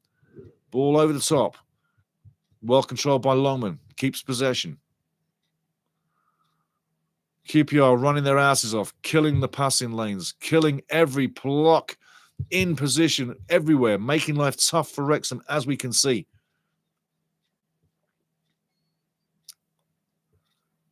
Jimmy Mack gives away a free kick per se, and it's going to come up to half-time pretty soon. But I tell you what, back into the chat. Bear, Cody terrible boy, not quick enough for the league. Got to agree with you. Kent Gulliford, the dreaded Triple C, Connor Cody. Yeah, I tell you what. I can't see that word. Kent Gulliford. Ian smirking today. You know what? Ian is definitely probably smirking, isn't he? Could you think that Ian would do a worse job? It's interesting to see what Phil's put on the field today. We all said we were a bit surprised with the lineup, weren't we? And I got to tell you, half-time, we need to see change. Phil, literally, he is being exposed in this match as well. And if he doesn't make changes and doesn't make this better, everybody in the KRS, you watching, me watching, everybody around the world watching, can see that he's not making changes. You cannot let this sit idle and let your players have no leadership. So let's see what Phil does. I'm sure he's going to do something, especially the hairdryer. But right now, 2-0 down at home. This is like looking like West Brom going worse. A 2-1 win is now a 2-0 loss at the moment. And the 1-0 sleepwalking loss that I said we were going to drift to, it's 2-0 now. And half-time's come along. And I tell you now, Connor Cody running off the field, not the best performance by a long shot. Not the best performance by a long shot. Thank you, Kent Parkey. We'll say, Connor Cody, you Kent at half-time. Quite possibly. Quite possibly. Quite possibly. Quite possibly. I thought that's what was there. I can't say that. I cannot say that word. not for a chance. Not for a chance. Anywho, 2-0 down. Do not despair. Put something in your coffee. Make your happy face. Get ready for the second half, because I tell you, you've seen these games before where you turn up and the first half goes this way and the second half goes that way. I don't think we could have seen a flatter performance from Wrexham in this first half. Do remember, we just went through the international break, so guys haven't been together for so long. But there's no excuse, because that really does ring true for every team playing today, yesterday, and tomorrow. So do not despair. We are so still in this, but we're not connecting. Second half, boy, would I love to be a fly on the bloody wall right now in that dressing room. You did what at the worst? Phil's going to go. He might have an aneurysm. I mean, you can only lose your ass so much, right? But he might have an aneurysm. You never know. You never know. But don't lose heart. 81% possession, passing possession to 80% possession. Both even, yeah? 3 fouls to 4 in favour of Queen's Park Rangers. No big deal there. The corners, I tell you what, corners, we're going to go through the stats here pretty soon, but the corners, quite impressive. But yes, 2-0 down at halftime. We're going to get to the scores as well. We'll get to the scores right now for you. Let's bring up the scores on the doors and see where we're going. That's number 2. Beautiful 3. And here we go, number 4. So again, if you're just jumping in, Ipswich wins 5-0 over Sheffield Wednesday yesterday. Today, games already in and done. All draws. 2-2 with Oxford and Leicester. 2-2 Preston and Middlesbrough. Middlesbrough would have been looking to get a win today, but they were losing. And I tell you what, it went down pretty interesting. Middlesbrough, if you're a Borough fan, they were losing 1-0 after 22, and then Target ties it up after 72. And you're thinking, Middlesbrough's going home with a point. No. 88 minutes, right at the death, Story gets the 88th minute go-ahead goal for Preston, and Preston are thinking, hey, here we go. And then Hansen scores on 90+2 to save the day for Middlesbrough. So Middlesbrough don't lose. They get a point. And they thought they were going to get more, but it didn't happen that way. It didn't work out that way for them today. Charlton 1-1 with Millwall. Games going on so far at halftime. Everybody's 0-0 apart from, and Bristol City are loving life right now. Stoke City 1-0 up against Birmingham. That's good news for Wrexham. Sheffield Wednesday 0, Bristol City 3. Bristol City, the Robins, lighting it up today. West Brom 0-0, QPR 0. Or I should say Wrexham 0, QPR 2, as we know. Swansea 1-1 right now with Hull City. Norwich City still 1-0 up with Coventry City. So things are looking pretty good. Things are looking pretty good. On the table so far, Middlesbrough on top in first, 13 points. Leicester City in second. I tell you, Leicester, to me, they're going back up. And it won't be a formality, but I've got to say, Leicester City's got to go back up. West Brom doing likewise very well so far. They're in third. Stoke City in fourth at the moment. And Coventry and Bristol down at the bottom. Yeah, Sheffield United, bottom. Sheffield Wednesday next. Derby County, and then Oxford United. Going into the stats, guys, for this game. And like I say, we've seen this happen. We've seen this game grow the way it is. We saw QPR grow in confidence. As I said, they probably will, and they have. And that was the worry. Right now, we got to grow in character. Right now, possession and the rest of the stats, we're going to go into it for you right now.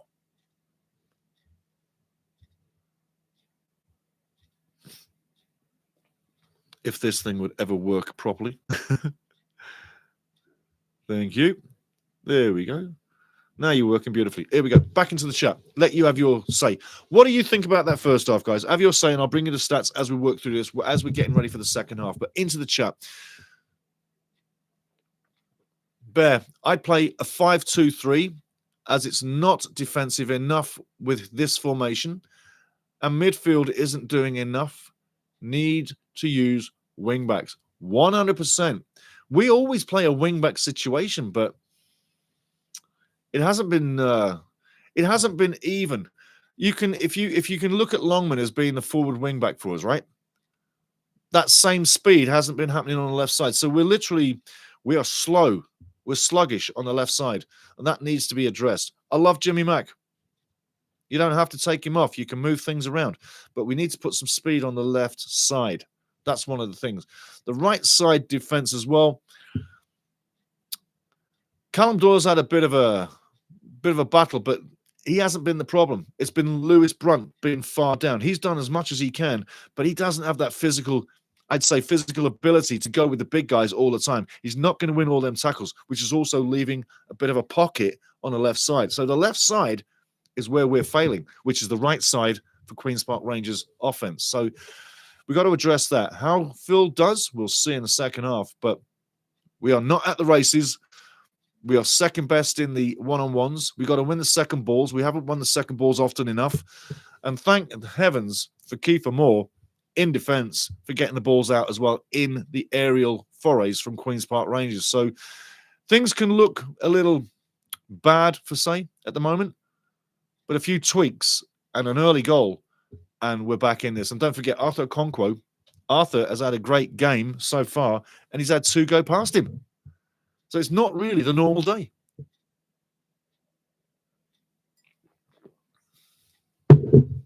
Right now, I'm going to get some of the pop. So going back into the chat, guys, I think I can hear Parky from here. No, don't worry. It wasn't just the wife.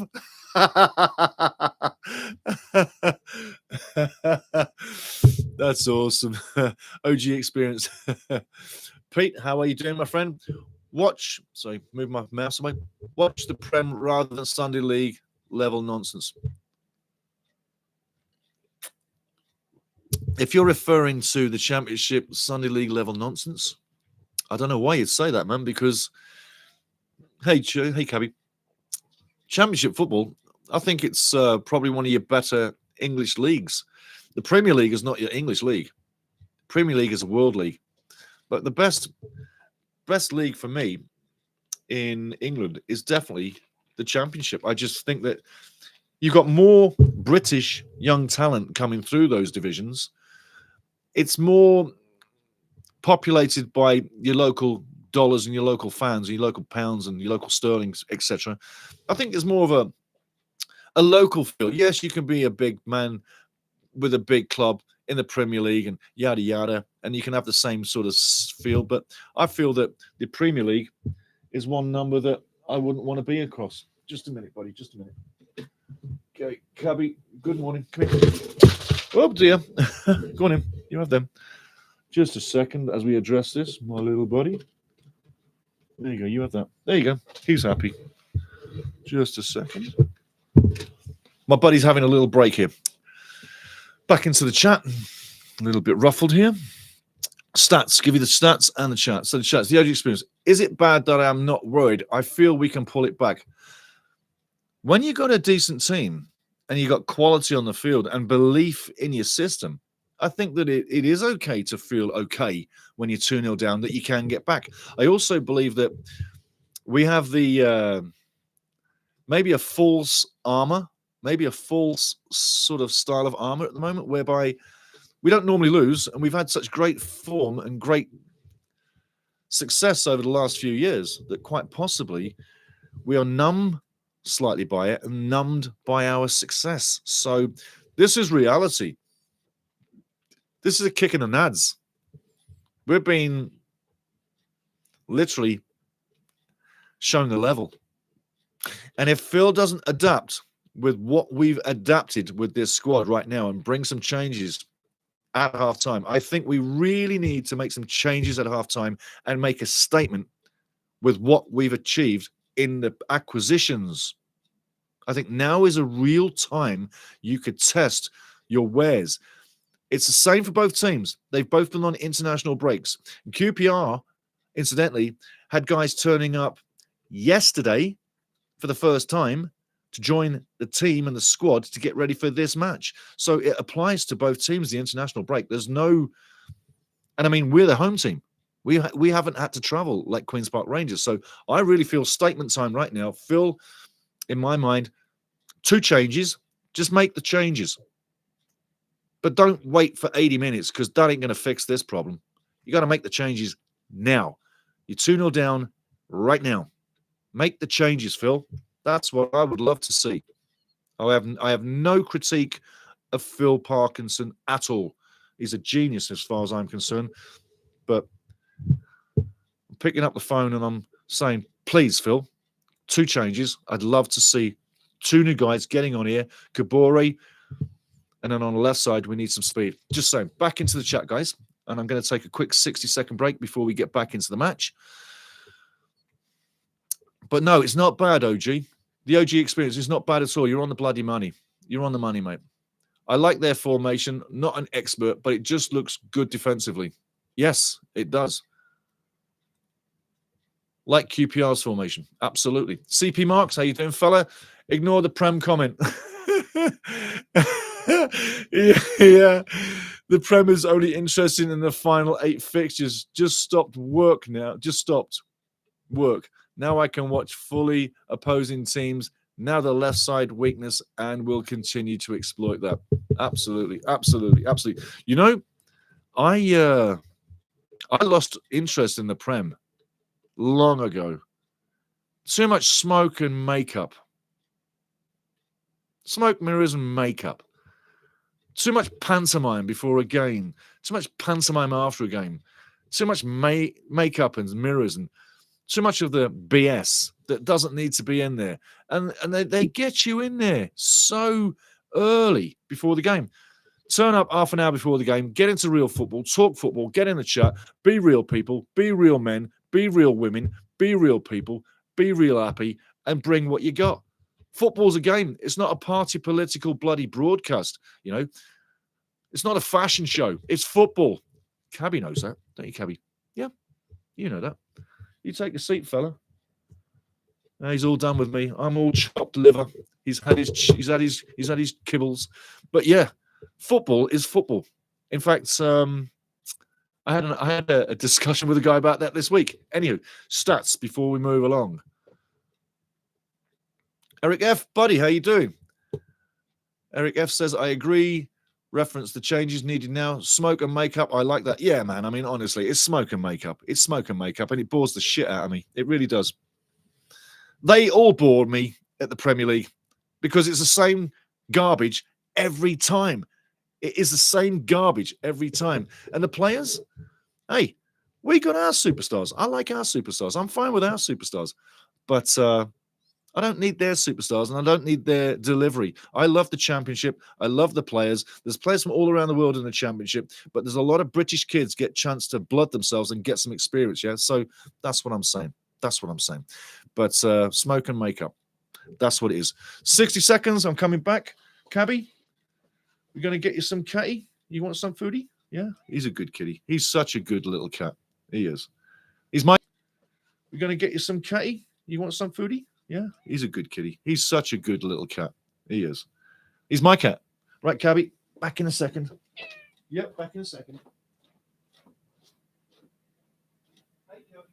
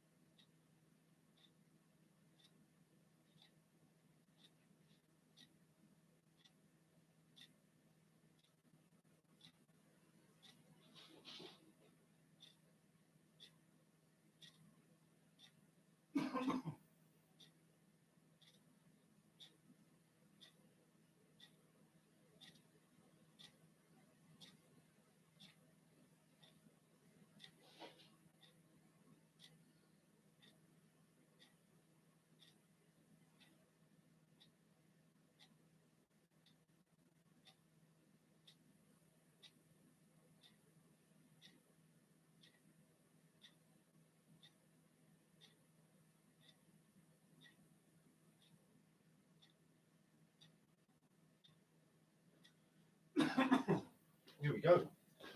All righty, here we go, guys. There we go. Gets inside, just ready for the kickoff. Here we go, guys. Let's go. Let's see. Connor Cody's still out there, so Connie is the man. Cody's still there. Wrexham 2-0 down, as you know. What are we going to see? What are we going to see?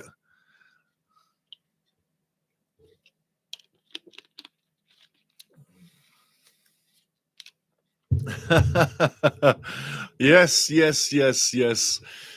Smoke and makeup. It is. It is. And the OG experience Premier League is all long hair and brown papier envelopes. Yes, it is. Yes, it is. Kent Clifford, great interview with Lily Jones on Matchday Live. Hey, I'll tell you what, we'll check that out. Well done, Kent. Good information, son. Good information. QPR now. Still attacking. I'm looking for something to change here, and we'll have to see. Remember, Norwich City coming up next on the road, guys. Next Saturday on the road at Carrow Road. It's going to be interesting. It's going to be interesting.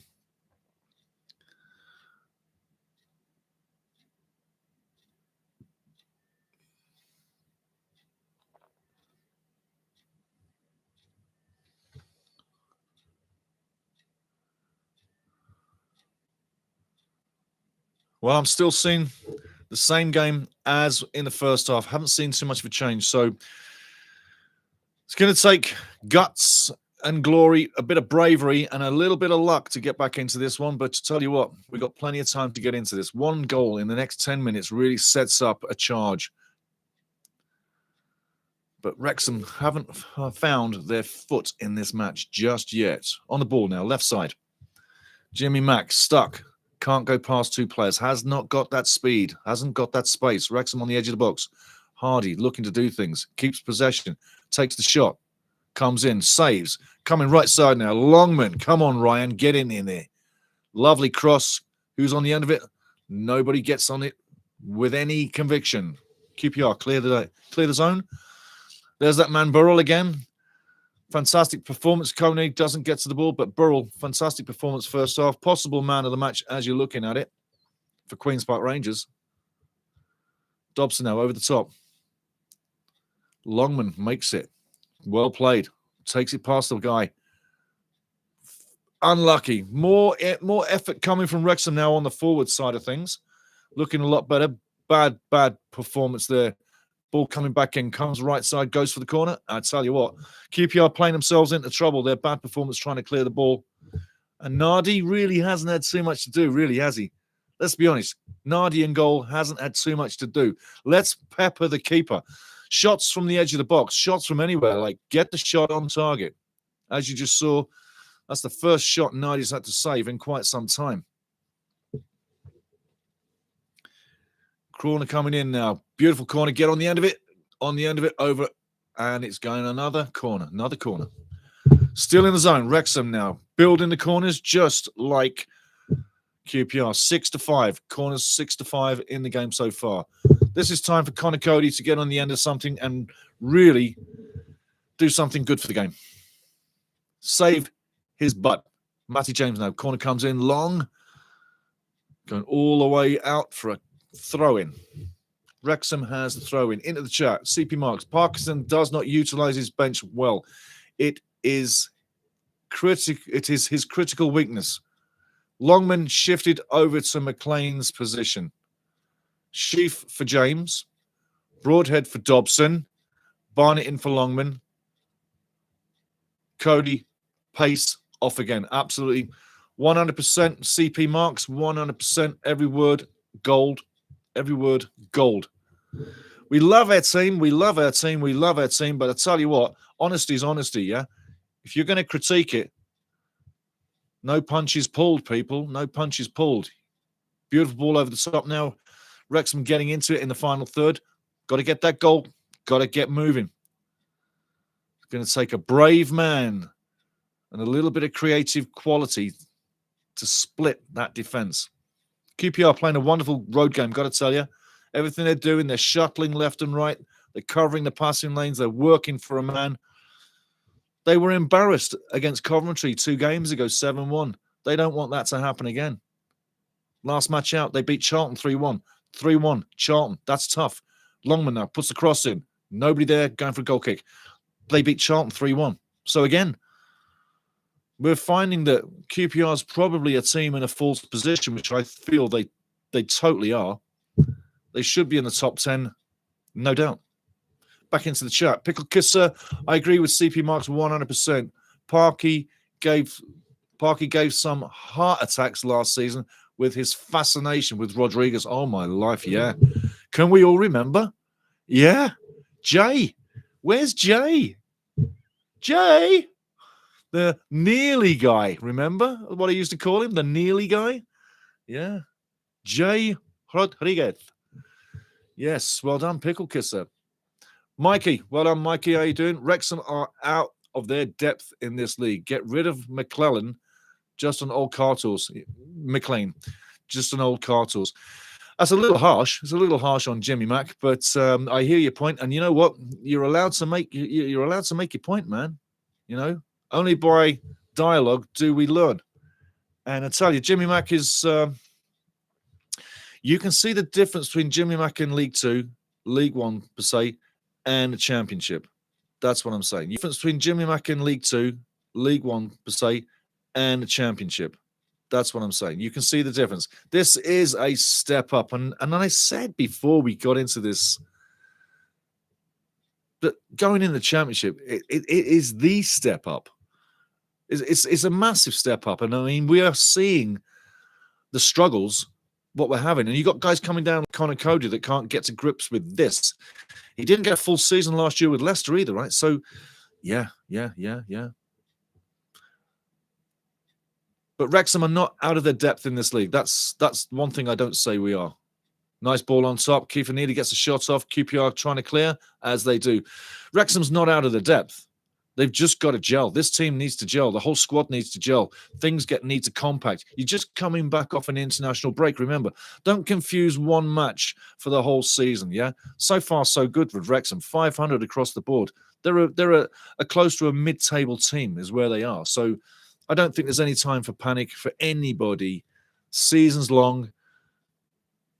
You're going to see a lot of ups and downs. And I did say you're going to probably see maybe 16 to 20 losses on the season if it goes long, if we're in the relegation battle at the end of the season. So can still be a very, very interesting season. There are enough teams where Wrexham will play against and have a better day. Today, things are not going your way. And sometimes, really, when you hear what I just said with the international breaks and everything else, it's just the way it's going to happen sometimes. There's no pressure on QPR.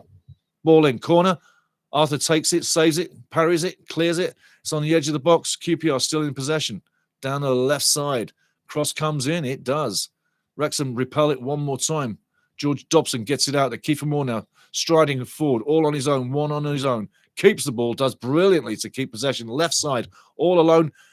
Nearly hacked down to the floor. Disgusting challenge coming in. Wrexham still on the left side. O'Brien inside. Nice play there. Nice play. Hardy now on the edge of the box. That's where he needs to be. Does the flashy cross. Doesn't come off on the edge of the box. Shot comes in.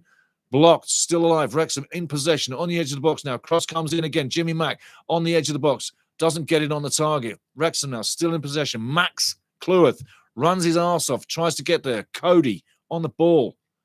Dobson now going to the right side to Matty James, I say. Dobson. Cody slowing it down, right down. Gets it back from Dobson. Down the right side is where it needs to go. It does go right side. Cleworth now. Wrexham now. Tic-tac-toeing, moving forward. Not really making any headway. QPR sitting comfortably on the edge of their box, repelling everything so far. Wrexham still in possession, left side. Jimmy Mack puts the ball in. Nobody on the end of it. There's a battle for the ball. Wrexham keep possession. Maxi Cleworth on the edge of the box. Back to Ryan Longman. Longman now takes on Sato.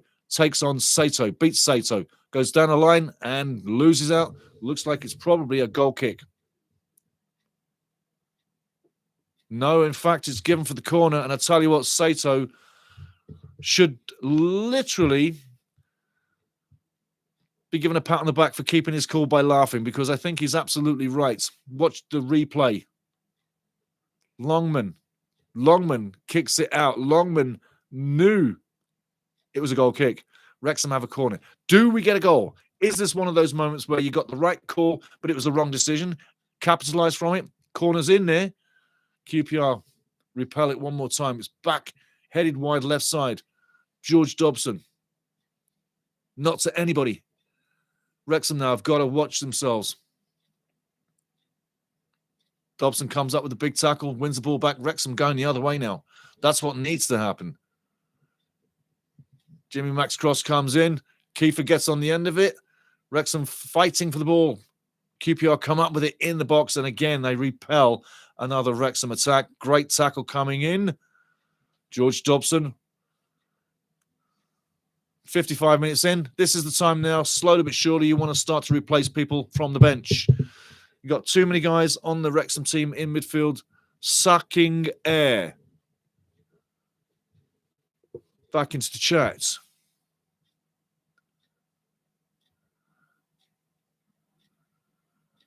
It seems McLean's not taking the corners today, no, and Louis O'Brien's been your man recently. He's got that spot. He's got that touch as well.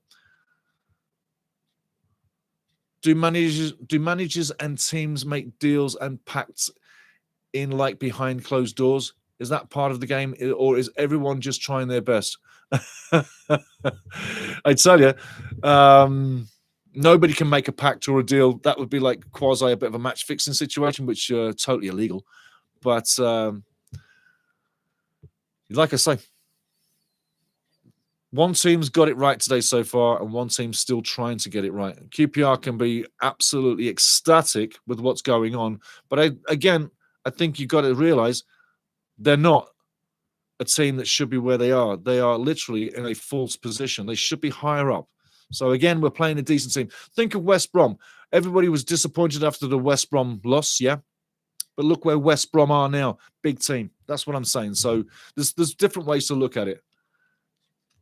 As long as you're in the game, as long as you're alive, as long as you're playing, football gives you goals when you least expect it. But substitutions, yep.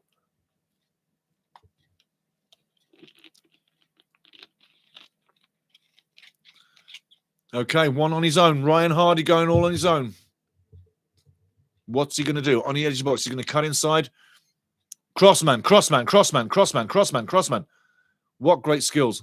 What great skills, but ends up with nothing. Unfortunate. Put the cross in early. Put the cross in early, Ryan. He did well. He did great. He wins the ball, shields it against two defenders, and they're running full pelt. He does great. Corner comes in, repelled again.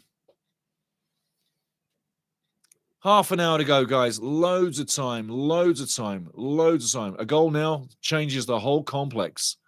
George Dobson now going over the top. Ryan Longman brings it down. Beautiful play. Taps it off. Maxi Clue. Come on, Max. What you going to do? Back to Ryan. Cross comes in. Well done, Ryan. Beautiful cross. Get in there, son. Get in there. Unlucky. Well done. Jimmy Mack should have done better with that. That more or less collides off him, bounces off him to the keeper. Nardi takes it down beautifully, but Wrexham should have done better. Chances are coming. Things are happening. But I tell you, one goal now changes the whole complexion. Back into the chats. McLean from CP Marks, or should I go up on? Kent Gulliford. J-Rod helped us get promoted, so. Yeah. There's a lot of ways to think and look about J-Rod. I mean, that he still sparks conversation.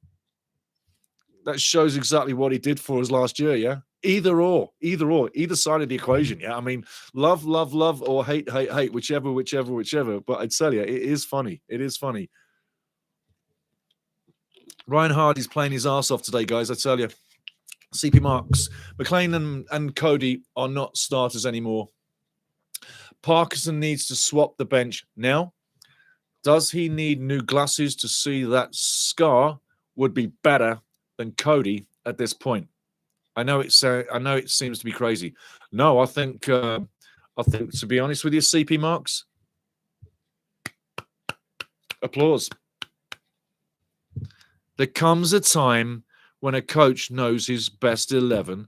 There comes a time when the coach knows his squad. We've had a lot of changes recently. Yes, that could cloud things for Phil. But football doesn't change. And you just stated football fact. And football doesn't change. And when it's not going right, you know what things are that you do to make things correct. You change people out. And it's the right ones to change out. Don't change the wrong ones out, yeah? 60 minutes in, Ryan Hardy's shaking his face. And I'd be shaking his face too. He's been a bit of an inspiration in this game. Ryan Barnett coming in, that's a good thing. Smithy coming in, that's a good thing. Jimmy Mack, definitely, good thing. James, a good thing. All the slow legs, apart from Ryan Hardy. I think Ryan Hardy can be pissed off, and believe so. Is he off because he's the cheapest player? He only costs 700,000, and other people have got more money on their tag here. We'll go through the substitutions here pretty quick. But CP Marks, your statement just rang true with what just happened in the match and the substitutions. And for Phil to make substitutions at 60 minutes the way he just did, that's a statement. That is a statement. That really is. So now we're going to see what one of our lovely new players is, Ben Sheaf's on. Get used to him, number. You'll see what Ben Sheaf has got. He's not going to change this match. He's not going to change the result, okay? But he will shore up midfield and show you what we don't have. And when he gets on the ball, you'll see what he looks like. Callum Doyle's played a decent games too, yeah? Callum Doyle hasn't been literally out of anything. He's been in everything. And Sheaf will be the same kind of style. So we're going to see a different kind of style. Don't expect this to change the game right now, guys. These guys need, look at that pass. Look at that pass. Beautiful pass straight down there. Ryan gets the ball in. Beautiful. Now we've got some pressure. I think Ryan Longman was getting a little bit tired. It's good to see Ryan Barnett come in. That's a good one. Barnett in. Dobson's another one that needs to be going. Okay? Remember I said in the pregame, tick, tick, tick. The clock is ticking on you, George. The clock is ticking on you. Tick, tick, tick. That's another one. If Parky can't see it, I've seen it. Maybe I can see things. Corner coming in. Ball in. Tell you what, bit of a foray on the edge of the box now. Comes back in there. Shot comes in. Scraps. And I tell you what, Smith on in should have had a goal within the first couple of seconds here. Smith should have had a goal, but unfortunately, the flag goes up. Would have been nice. Bit more action, bit more excitement. We're going to see what Ben Sheaf's all about. But I tell you what, I'm glad Ben Sheaf's on. I wanted to see Ben Sheaf from the word go. There was no reason why he shouldn't have been on from the start. And Connor Cody, and the likes of, you're being exposed. And the championship is the championship. It's the level. You've got to hit the level. And Phil's grooming this team to hit the level. And those that want to see Jimmy Mack sit on the bench, maybe that's going to be what's going to happen. Maybe Jimmy doesn't get the full game anymore. And other guys like it. But everybody's going to work now. Everybody's got to work. I'd also bring in Dominic Hyam for Cody. I don't see why not. Get him out right now.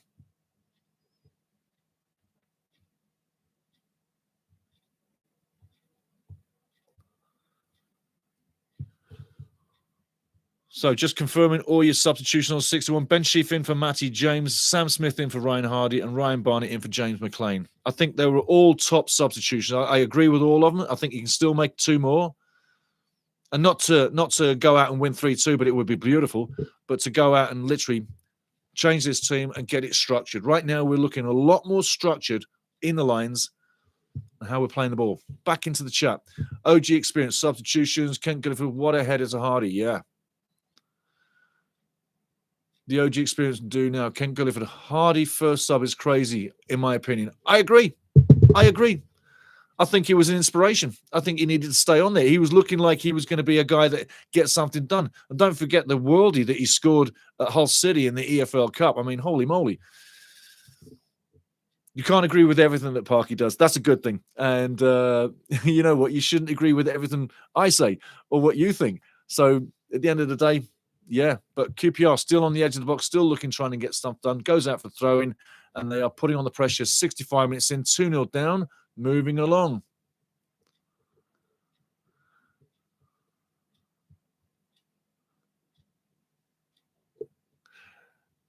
Big point. Well done, Kent.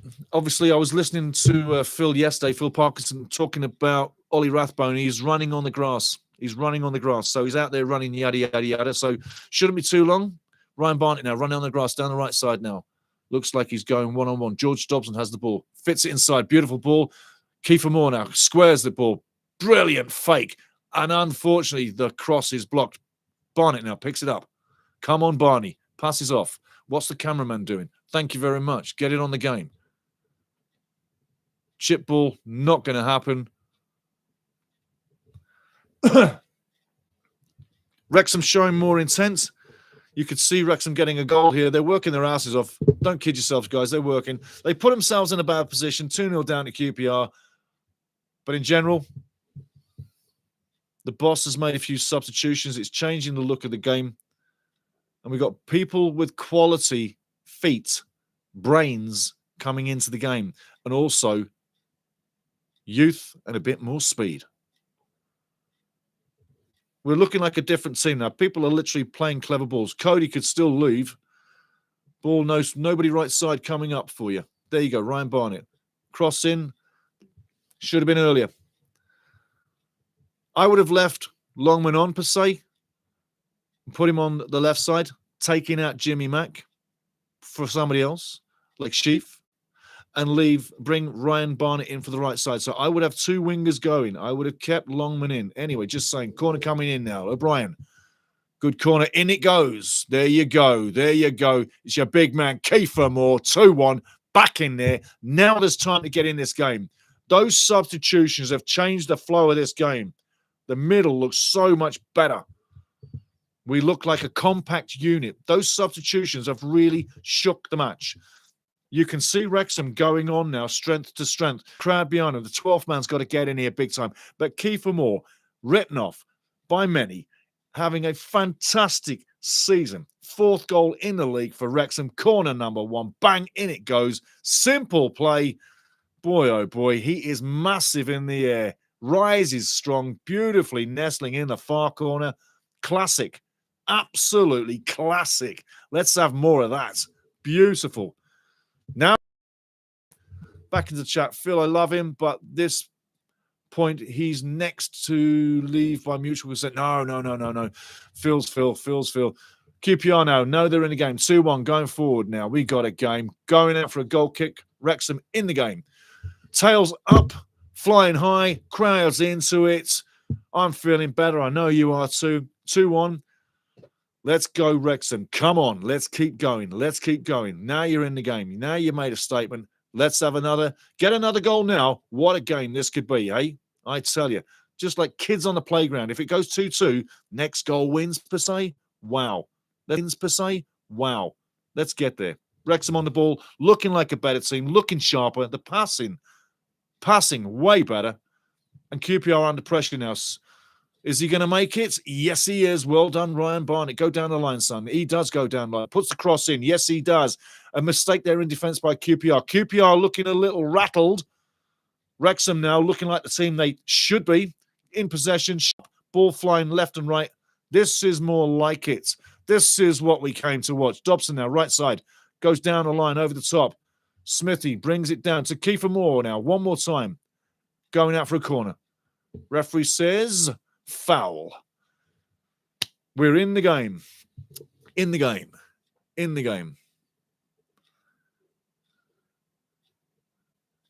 Kent Gulliford, 3 goals, 3 games. Absolutely. You know what? If he doesn't want to play, drag him off the field.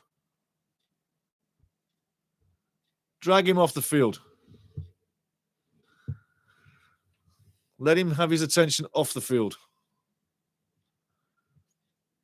Yeah. You're okay, fella. Keep going, Mbenge. You got scored on. Now you're worried. It's a natural reaction. Be scared. Wrexham fans back into this now. QPR fans having a lovely away day, 2-1 up, but now they're a little bit nervous. It's a case of, oh dear, Is Wrexham coming back? Loads of time to enjoy. 20 minutes to go. Maybe more substitutions coming up, I would say, in about 5 minutes. It's all got to fall into place. There you go. 2 more for QPR.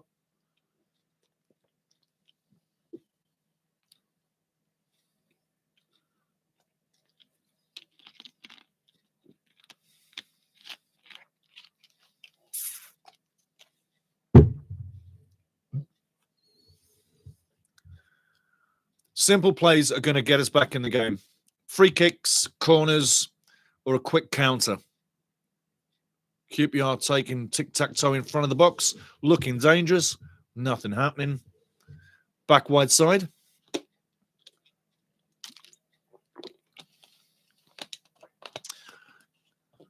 Cross comes in, well deflected. Out goes out for the throw, and I tell you what, things are getting interesting now. 20 minutes to go. 2 more players coming in for Queen's Park Rangers. 2-2 at the moment. We are in the game. Scores. Scores on the doors. Blackburn Rovers 1-0 at Watford. Stoke City still 1-0 over Birmingham. Bristol 3-0 over Sheffield Wednesday. Swansea 2-1 now over Hull City. QPR, as you know, 2-1 here. The Kairas. Norwich City 1-0 up over Coventry. And don't forget, Southampton taking on Portsmouth. All South Coast derby tomorrow, Sunday. Saito comes off, and I tell you what, he's had a good game. Little Saito's had a great game. Didn't get his goal, per se, but played a menace of a game. Little disruptor. Creative man. Throw comes in, repelled again by Wrexham. Slowly going out for the throw-in. QPR using the clock, winding down the game. Excuse me. Killing the clock right now.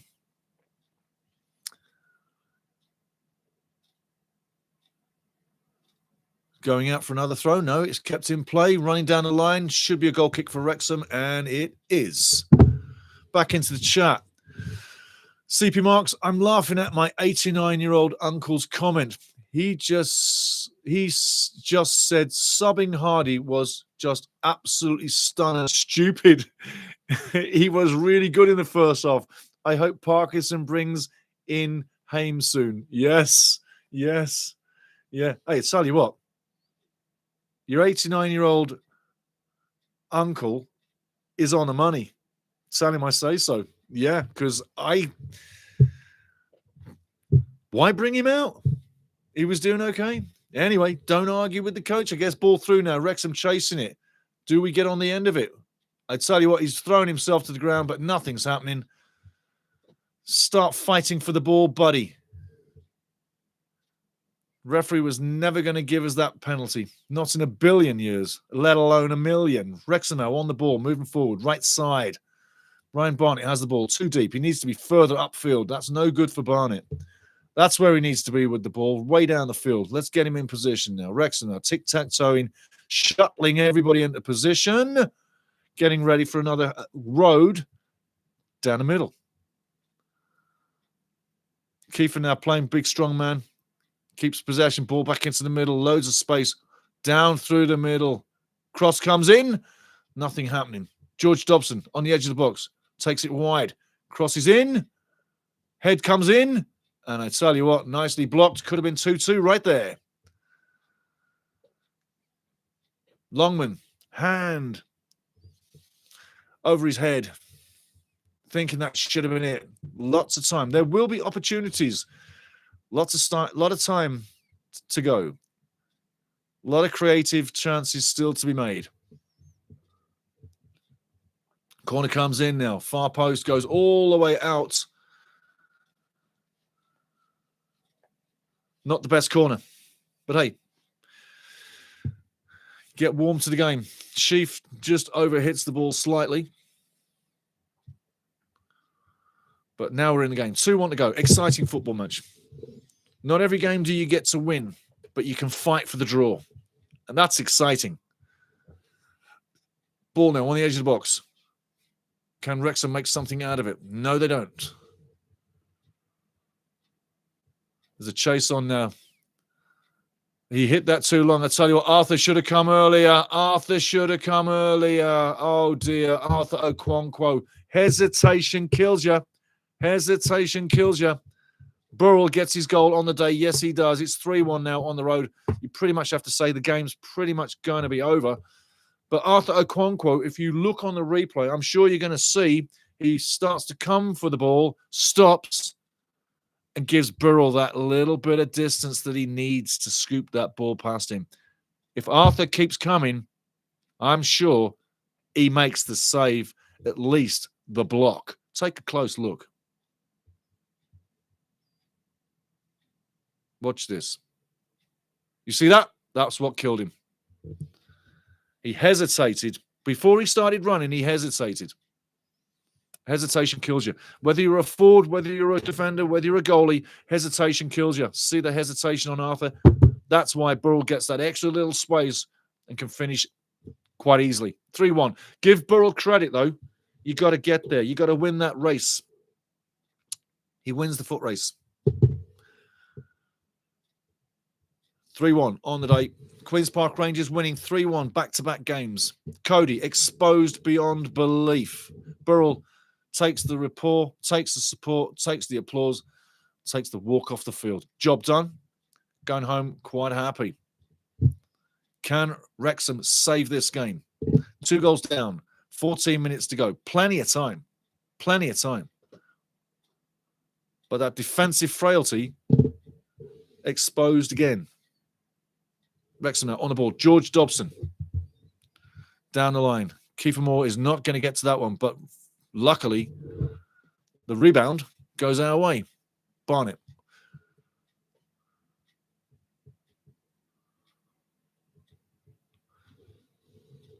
Kent Gulliford, Burrell is menace. Yes, he is. He's had a fantastic game today. He's really stood up for Queen's Park Rangers. No doubt about it. Them games come along where you see someone really stand on their head, and he really has. He's been fantastic. Man of the match, no doubt about it. And rightly so. He's put the effort in. He deserves to be that man. Well intercepted there by Maxi Kluth. Goes all the way to Arthur Okonkwo. Back for the free kick.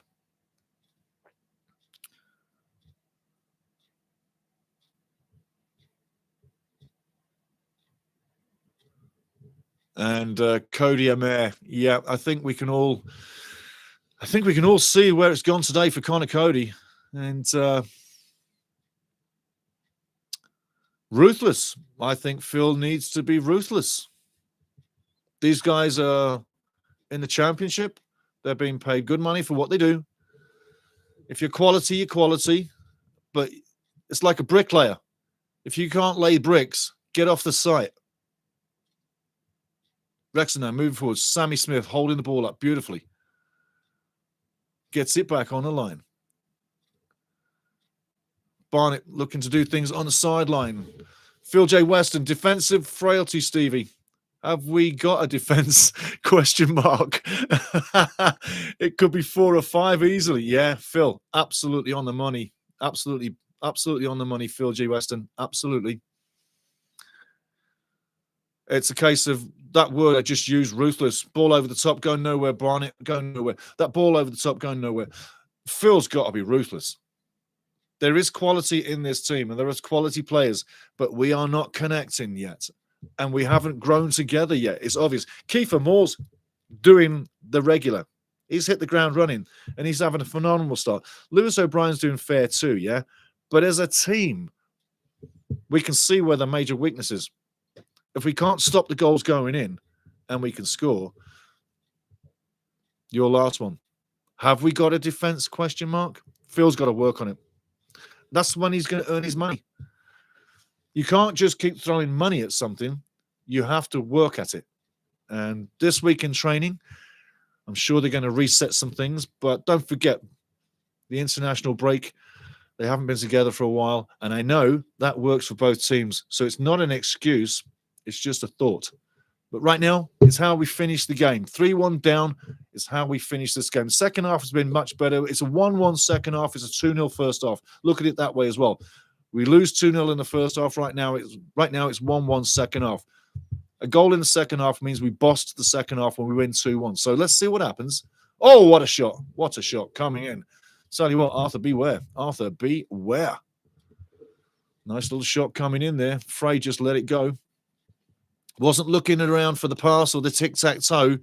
It's a case of, oh, no, I'm going to have a crack on goal here. Bang. Let a good shot go. Not great connection on target, but great connection with the speed.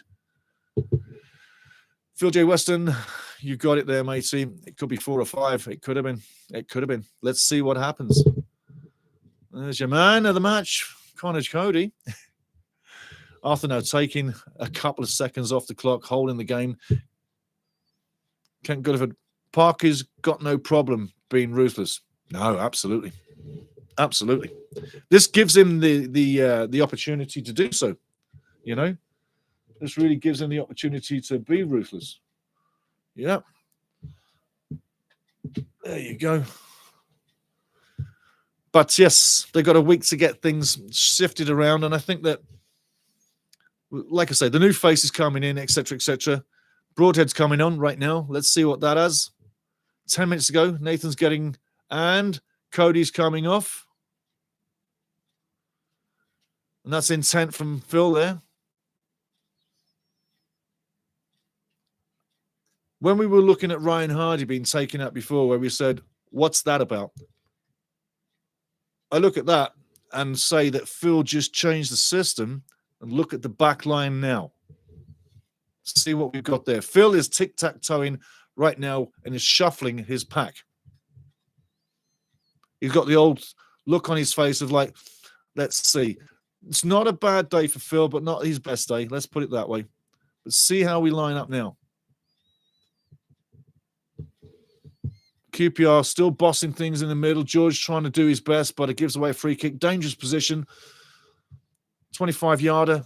Nice, big, curling free kick potential here. Arthur's got to be on guard. CP Marks, the Championship is not a forgiving league. No. Any loss of pace or mistake will be severely punished by other teams. Left wing back and central defence are so weak, and both are going to plague Wrexham until January. Couldn't agree more. Kent Gulliford, Windass, Kakache, maybe Thomason, the mystery man. Yeah, get them fit. What will we do with Broadhead? Yeah, he's just coming on. Let's say Arthur's got to be careful here. This is a dangerous position. We don't want to go 4-1 down. 3-1 home loss is a bad thing. A 4-1 is a real psychological kick in the nuts. That's not good for business. Still got smiling Wrexham fans in the crowd, so that's good. But right now, 8 minutes going to town. We're going into the playoff. Oh, sorry, we're going into the post-game straight away as normal, guys. Don't forget, next week, it's Norwich free kick coming in, though. Arthur's looking very closely. Which way is he going? Is he going left side keeper, right side keeper? I say for my money, he's going right side keeper. He is indeed way over the top. Way over, not even close. Right side keeper, Arthur's happy there. Ball comes in. We've got 2 balls on the field. Get one off, please. Yeah, big points, CP Marks, big points. Yes, Kent Gulliford. New benchmaster Cody. Yeah, quite possibly, quite possibly. I mean, hey, it is what it is, yeah? I mean, if he's not doing it, he's not doing it. And he hasn't been doing it. And there's been too many holes in defence. And the own goal, well, that's just the bloody cherry on the cake, the epitome of what's gone on with his game today. You can't be too bad on a guy, but yeah, come from the bench and maybe he needs to readjust himself to Wrexham because it really is, he's probably the most ill-fitting piece of the puzzle right now. So, benchmaster, maybe, possibly. OG experience, we got the players. We do. We got the players. The quality's there. Give them this week to get it all strategized and worked out again. Go again. It's Norwich away. It's not an easy place. It's going to be a battle. Ball through. I'll tell you what, he's on for this. He's on for this. Arthur comes again and hesitates. You are one lucky man, Okonkwo. If you're going to come, come. Jeez. Lucky man. We are nearly, luckily, a post away from 4-1 down. Hesitation, Arthur. Come on. Wow. Ken Gilliford, is Dobbo frustrated? Oh, I'd say so. I'd say so. I'd say yes. I'd say yes. Barnett now, right side. Come on, Barney. Let's have some fun today. Tickle, tackle. Let's go, Ryan. Passes off. Here we go. One more time. Ball comes in. Anybody on the end of it? QPR come away with it. Lots of speed. What a tackle. Brilliant tackle. Wrexham back into possession. Ball over the top. Doesn't make it. Yes, it does make it. Ryan Barnett takes it over him. Goes past him in the box. Takes a shot. Doesn't take the shot. Takes the cross. Goes to the far side. Shot comes off. Saved. Scraps. Open. Wide. Scraps again. Cleared again. And hey, put your heart in your mouth. It doesn't go anywhere near the net. QPR on the break. And it's like, what is happening? Kone now. Left-hand side. Strolling forward. Loses possession. Doesn't matter. Ticks more talk off the clock. Arthur now. Edge of his own box. Oh, no. Ryan Longman. Longman now has no one to pass off to. Has to come back inside. Boy, we've seen a game today, people. We've seen a game today. Dobson now passes the ball inside. Nice play there. Wrexham going nowhere with the ball, though. Back to the right side. Barnett all on his own. And I'll tell you what, the QPR are still growing in confidence. The way they are battling defensively and cutting down time and literally giving no space, they really are playing a fantastic road game. They should be proud. Wrexham now looking for number 2. Deflected off, goes for a corner. Dobbo just can't release the shot. The one-on-ones, I have to say, give QPR credit. The one-on-ones in Maine have been won by Queen's Park Rangers today. You have to hand it to him. Louis O'Brien on the box, waiting for the corner to get live. Corner comes in now. Beautiful ball. On the edge of it, keeper parries. Edge of the box, headed away. It's headed back in, but QPR do clear. Like a ping-pong ball, it comes to the right side now. Cross comes in. Lovely cross. In you go. That should have been number 2. That should have been on target. Wow.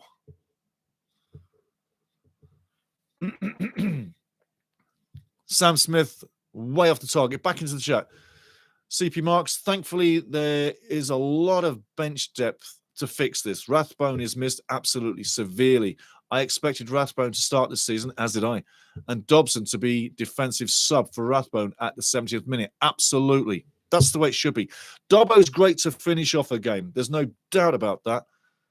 But Ollie Rathbone, yes, we miss him. We miss him. We do. And when he comes back in, you'll see that impact. The one thing Ollie Rathbone brings you, remember what I call him? Hard-working Ollie Rathbone. That's the point. He never stops. He's got a great engine, great motor, keeps working, keeps running. He exhausts himself. And it's that becomes infectious. And it's that Wrexham really haven't had this season. He's infectious with the work rate, and he makes other people work around him. He raises the bar. And that's what needs to happen. We got people working, but they're not working like Ollie Rathbone, and they need to.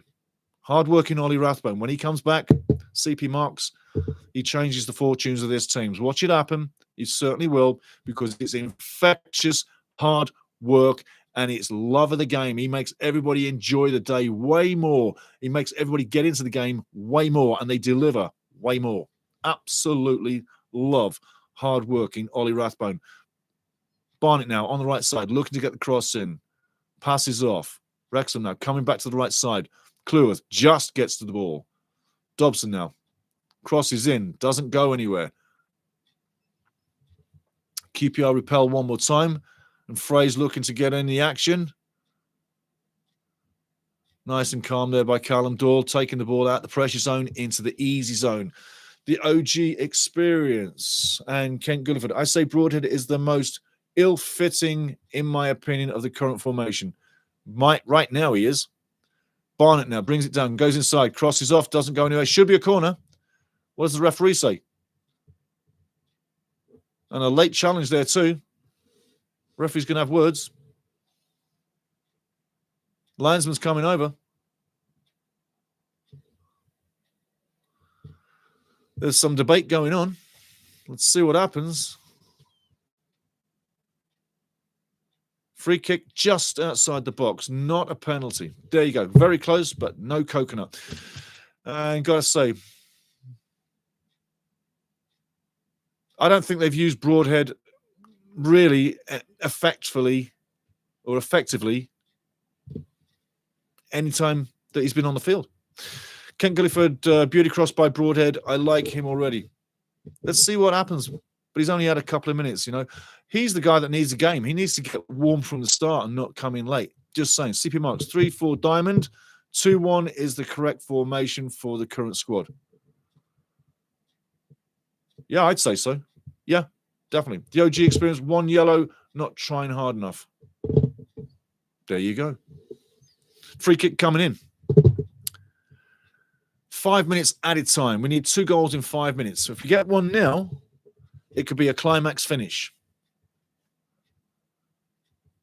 Free kick goes for high, wide, handsome, outside, on the edge of the box, chipped back in, and into the hands of the keeper. Nardi has an easy save. I'll tell you what, that was a soft header. It was just redirected with no power whatsoever. If you're going to be in goal and be there, put your nut through it. I mean, he connects with it, but he doesn't get connection. He literally half hits the ball, unfortunately. And things go from awkward to awkward, and Arthur can't get the ball. And literally today's looking like a bit of an off day at the office. And I think you have to say that's what it's looking like. A bad day at the office today. Didn't go right. Like I say, you can say, or you can blame the international break, but I don't think you need to. Coach Julien Stéphan, very happy with what he's had to see today. Can't believe his luck, actually. Corner ball now. Short, taken short. QPR still in possession. Goes out.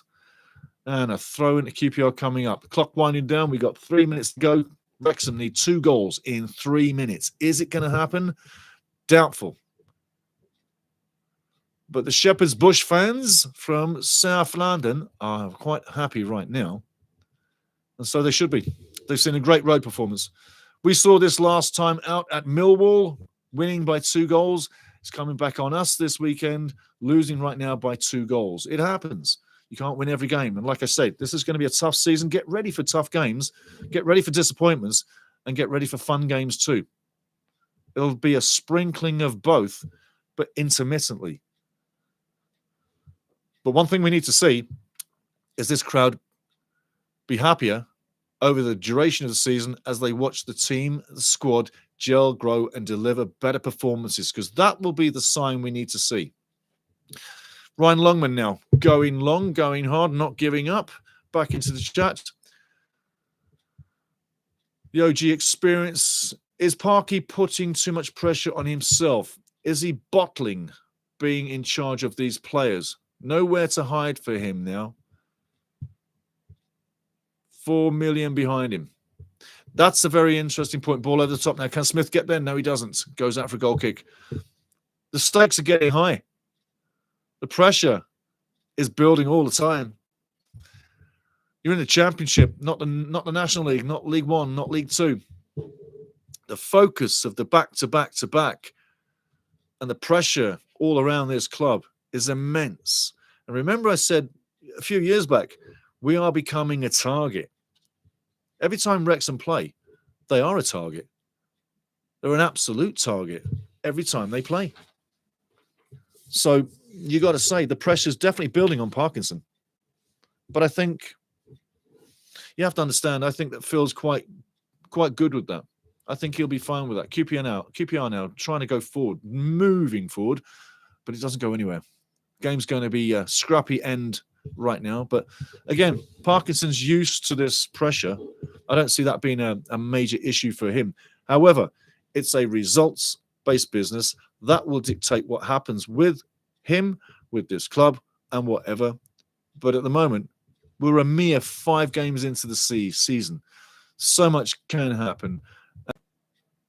But after 25 games, we're in a relegation position and we haven't gelled and things are not looking great, then I will be concerned. But we'll still have half a season pretty much to get it fixed. So, like I say, early doors, things can happen. But right now, it is a concern, not worry. You have to be concerned all the way through the season. Back into the chat, Ken Gulliford. This season will scrape off the fair weather fans. I've been looking at that situation for quite some time, and also theoretically the business angle. We're into the post game right now, guys. We're into the post game right now. Absolutely 3-1 loss on the day. But I'm going to stay with that one, Kent. And everybody want to hear this. The season will scrape off the fair weather fans. What I also say is this, is it's going to be an absolute culture shock to a lot of the fans over the last few years that are used to us winning. Not those guys and girls that know football, not you. But there'll be a fair amount of people that watch us for the love of the welcome to Wrexham, yeah? Because it's such a great story, such a great show, yeah?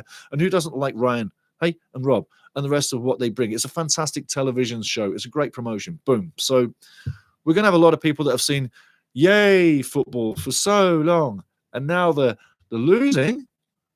We're losing again. That's not the norm. They're going to probably lose some of the fans there too.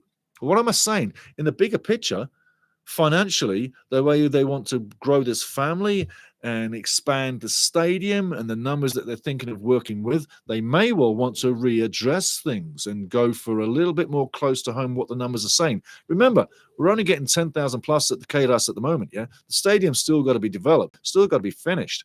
Things have still got to get there, yeah? We've got lots of journeys still to be made as this club is building. So lots to think about. This is a very complicated situation that we've built ourselves, but we got to keep it simple.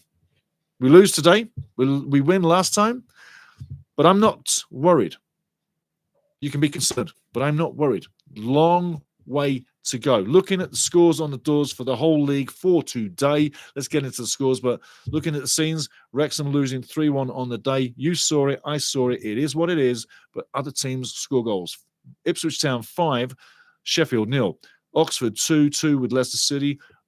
Preston 2-2 with Middlesbrough. Charlton 1-1 with Millwall. Watford losing 1-0. Blackburn Rovers. Stoke City still winning 1-0 over Birmingham, as we say. We're going to confirm the scores when we shut down in about 20. Bring your thoughts into the post-game, what your thoughts were, what your concerns are, what are your feelings, what do you think, what needs to happen.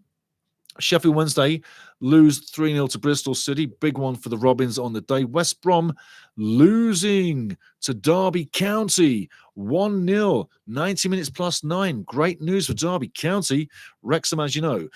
Swansea City 2, Hull City 1. That's been that way for quite some time. Hopefully the Swans get another good result. Hopefully it stays that way. Norwich doing very well again so far. Still 1-0 on the road at Coventry. Unbelievable. Frank Lampard must have no hair left. And tomorrow, Southampton taking on Portsmouth. That'll be a nice game. Looking at the table. Let's have a look at that table. See who's sitting on top. I'll get to the chat very shortly, guys. Down at the bottom right now, Wrexham went from 15th to 16th overnight, but are now sitting 20th in the table. Sheffield United are bottom, no points. Sheffield Wednesday in 23rd, 1 point. Oxford in 22nd with 2 points. Hull City losing 2-1 at the moment. If that changes, the table changes. Are in 21st and Wrexham are in 20th.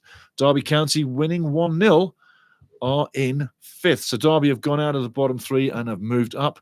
And Wrexham have gone from 15th to 16th overnight, but from 16th today down to 20th. Still no time for panic. Loads of time in the season to have good times. At the top, Middlesbrough sitting on top on 13. Stoke City in second on 12. Bristol City on third on 11. Bristol City doing very well. Leicester City still stay fourth. Swansea City from 7th to 5th into the playoffs. And West Brom going down to 6th in the playoff positions as they're losing 1-0. Norwich winning 1-0, going up to 7th. So things are looking good for Norwich City, Swansea City, and Middlesbrough still on top at the end of the day. Very well. Very good news for those guys. Looking at the stats, though, from this game before we move along. Let's get the stats from Coventry, from our own Wrexham QPR. Let's get back in there. It's playing stupid on me right now. It's gone from 1 game to 5 games. It does that once in a while. Okay, here we go. QPR and Wrexham. Good stats, decent stats. This might interest you. But into the chat first. We'll go to the stats after that. Kenny third. Sorry. The OG experience, 40 mil. Yes, it's 40 mil. Yes, the whole team, the whole squad, it's 40 mil. And we paid more for ours this season than Fulham did for theirs in the Premier League this year. Amazing, eh? Yes. We outspent a Premier League club this year. Yes, we did. We did. But yeah, 40 mil. Ken Gulliford. And that was the OG experience. Ken Gulliford says, this season we'll scrape off the fair weather fans. Let's see if that does. The OG experience says, I am new, but I am a faithful man. Absolutely. We know you're good, man. We know you're good. You've been here before many times. We know you're good. We know who you are. No questions. No questions. We're talking about the people that don't probably watch this show or watch this show. They just probably watch the match and just go for the generic. We're all a little bit more connoisseur of the games, want a bit more different style of stuff, more, real. So we're real in here, and you're real too. So don't ever worry about it. Not a chance, mate. You're new. No, you're not. You're with us. We're with you. We're all one. CP Mark says Broadhead needs space to roam. Setback 20 feet from the strikers. It is where he is excellent in a game. Oh, yes. Love that. 100%, 100%, 100%, 100%, 100%. He needs space. When you remember that goal he scored against Hull City when he spun around and came back and wound and put the ball over. He's a creative guy. I said when we signed him, he's more creative than finisher. Like, there's so much creativity around him that hasn't been used yet, and people that need to anticipate the move. We could have had a couple of goals off him today if people anticipate to move with plays off him, because he's so creative. The other thing that you say as well, CP Marks, is Lewis O'Brien and Nathan Broadhead in staggered formation with more up front. Yes. The 2-1. Have more up front, and Lewis O'Brien,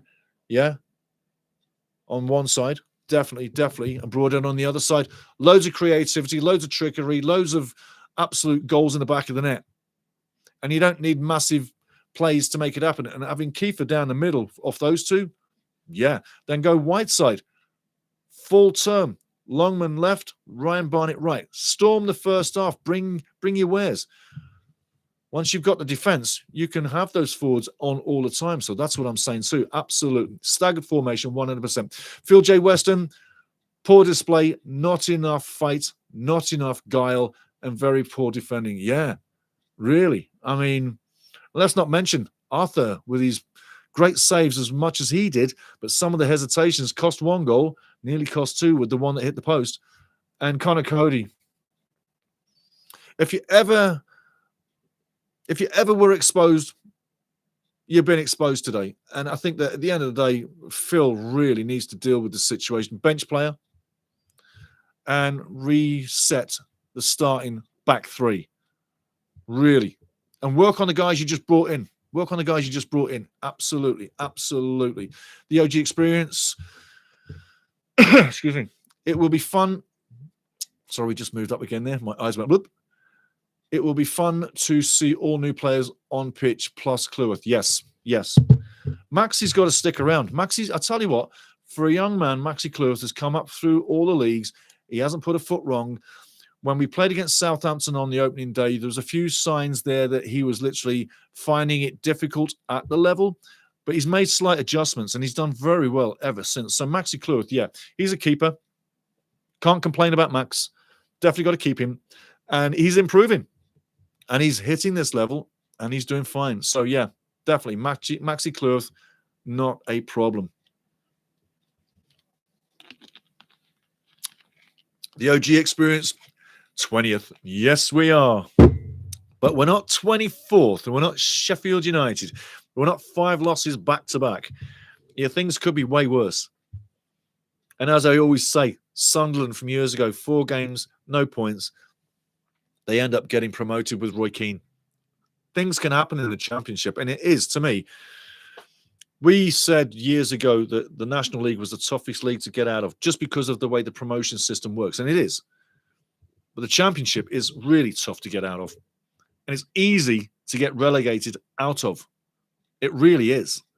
You look at some of the teams, Birmingham, they got relegated 2 years ago to League One. It happens. It happens. It's a fantastic league, man. It really is. Not at all. So OG Experience, 19th, 20th, QPR leapfrog champions. Yes. Kent, Guildford, Alberta Strong, eh? Hopefully. I am. Parkinson was ruthless with Mullin and Palmer. Wasn't he ever, eh? That's what I was saying. And it was all done so very quietly, out the back door. We'll get to the stats here pretty quick, guys. But out the back door. But yes. CP Mark's big on the money there. Yeah. Parkinson was ruthless with Mullin and Palmer. Now he needs to be ruthless with McLean and Connor Cody. There is a place for James McLean. There is a place on this team for James McLean. No doubt about it. Connor Cody, I'm sorry, my friend, but you've hurt this team and you've hurt us too much. And you've really not been there for where you should be. I think that your best days are probably 4 or 5 years ago. You had a limited amount of success where you were sort of periphery to the England national team. But that wasn't a very long time. You hit Wolves, you hit Leicester City, and things really slowly went downhill. And I think this is another one of those buys for Wrexham that is not working out. The name is bigger than the play. Yeah, you all thought Connor Cody coming in was a big name. And indeed, it is a big name from 5 years ago. But it's not now. So sometimes you can hope to get something out of a player that you hope. But this wasn't there. And looking at the numbers from Leicester City, etc., you probably wouldn't buy him again. And on the value of what he's shown so far, he's got to bring it up quite some to really earn that middle of defence king spot. The defence rocks and rolls on the centre-backs, whether you got one or two. If it's misfiring, there's a big hole in the middle of that defence. And we got a big hole in the middle of that defence. It's called Connor Cody. I'm just being honest. If you disagree, tell me. But week to go to Coventry, to Norwich City's Carrow Road. That's what Phil's got to fix. That's what Phil's got to fix. Looking at the stats right now, this is going to interest you.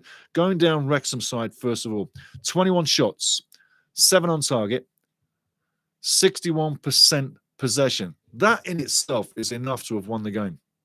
21-7, 61%, 455 passes, 81% pass accuracy. That's great as well. So numbers going down, absolutely fantastic. 5 fouls, clean team, clean display on the ball. Beautiful. 1 yellow card, only 1 yellow card, yeah. 3 offsides, 12 corners. Them's big numbers.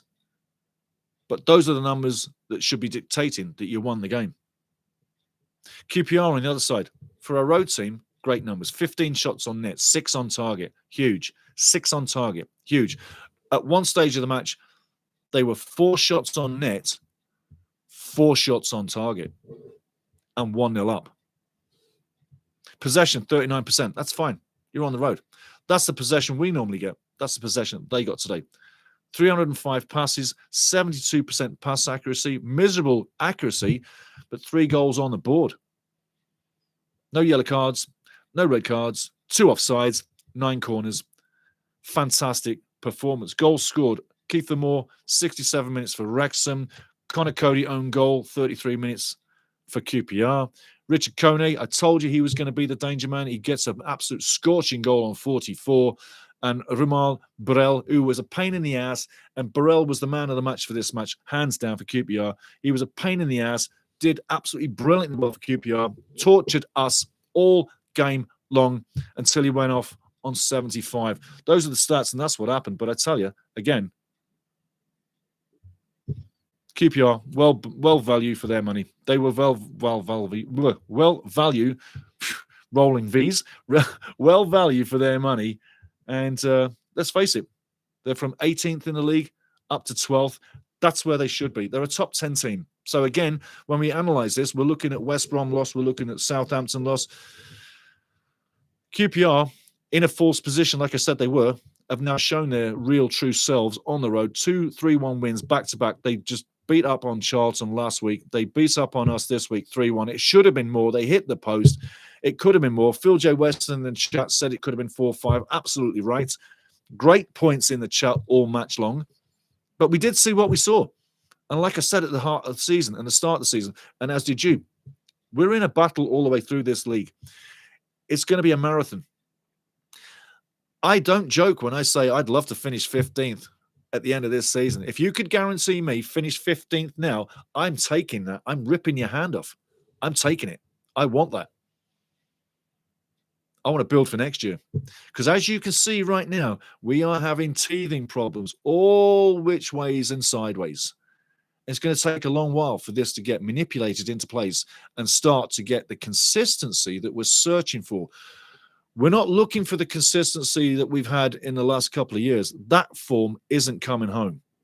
We're looking for a consistency where in 10 matches on an average, we can perhaps go out and win 3, maybe draw a couple, and possibly lose 5. The way we're operating right now, those would be good numbers, and those would be numbers where we can still survive. But at the end of the season, we're going to be losing more games than we have in the last few years, guaranteed. Get used to that number. Get used to it. But again, this week, Phil's got to resurrect everybody's confidence. Build in the new players. Get everybody on side. Get the mojo back in place and get ready for Norwich City, because it's not going to be easy. Norwich City sitting in 9th right now. We're going to have a massive, massive ask at that game. It's going to be a great game. I'm looking forward to it. Carrow Road's a great place to go. Lots of history. Wrexham's been there before. I'm sure we'll do well. But on this game itself, I'm going to go through what I would say. We had guys turning up. And in this performance, guys turned up, tried to connect with each other like they're trying desperately to do. But sometimes you have an opponent come in and do what QPR did. They came in, showed no care, showed no respect, wanted to get on the ball, wanted to get in the game, wanted to make a statement, and literally shut us down before we got off the ground. That's exactly what they did. Their game plan was perfect. Coach Julien Stéphan said that we would be getting chances. We created a bag load. But at the back, that's where we got the real problem. And looking on that third goal again, you have to say, beat for speed to the ball. If you got speed, you get to the ball. Connor Cody, the first goal that we give up, you could say it's unfortunate that it deflects and goes in off him. You build your own luck in this game, and with the experience that Connor Cody has, that should never have happened. And like I said a few times, the hole in the middle of the defense, you got people left and right running stretched. There's too much of a gap to fill, and we're being exposed. It's bad. Looking into the chat right now.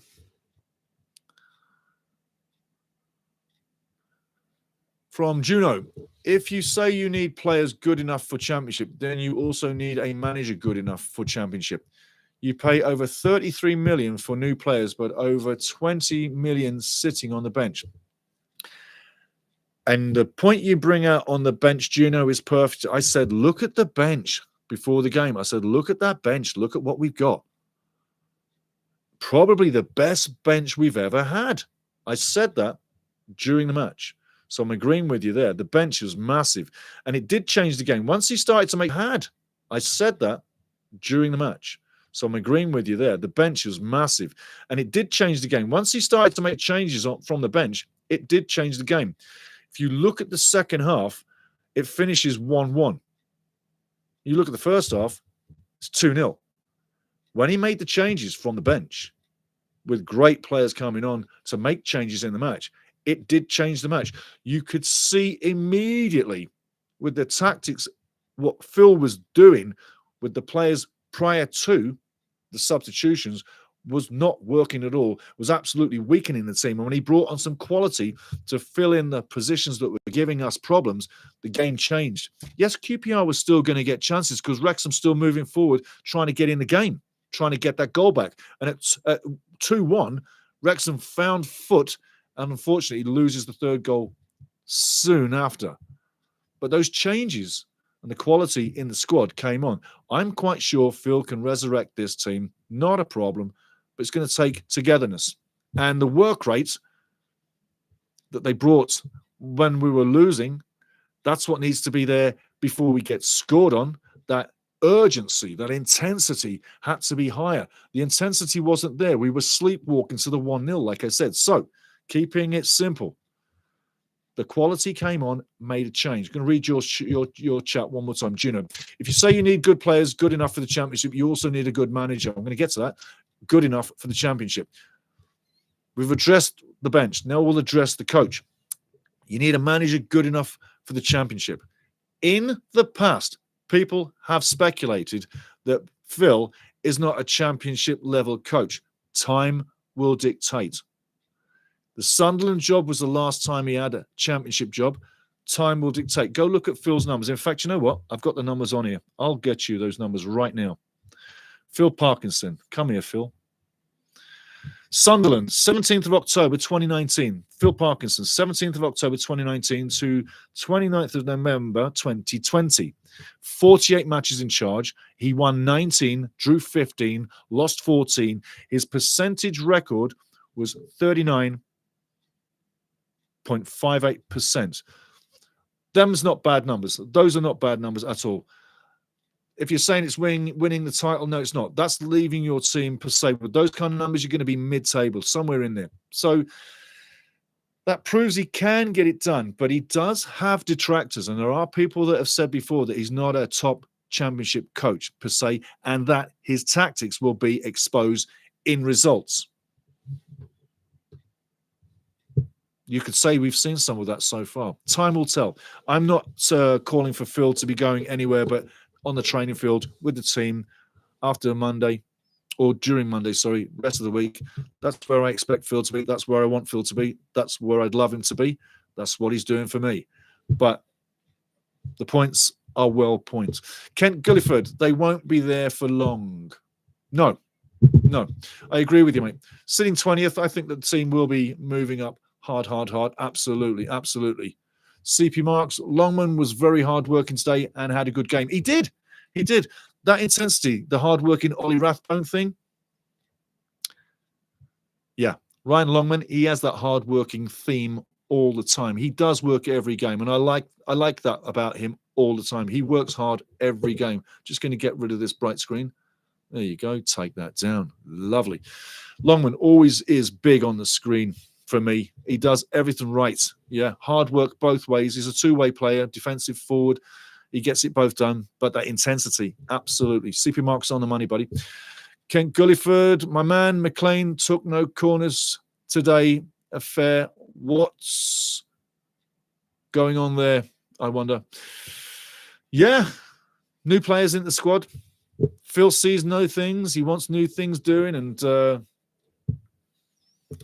sometimes you don't agree with the coach, but you've got to agree with the record.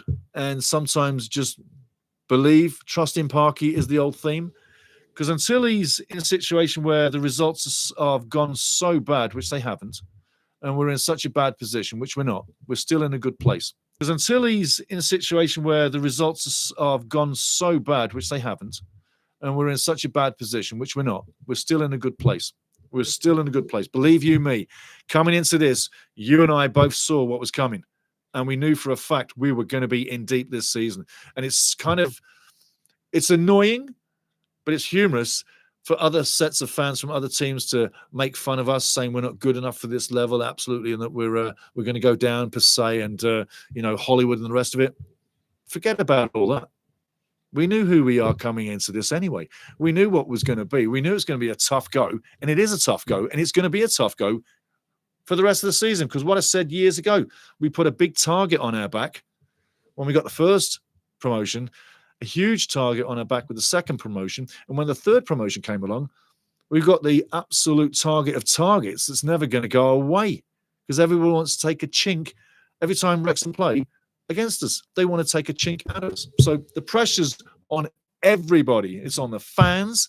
It's on the players. It's on Phil.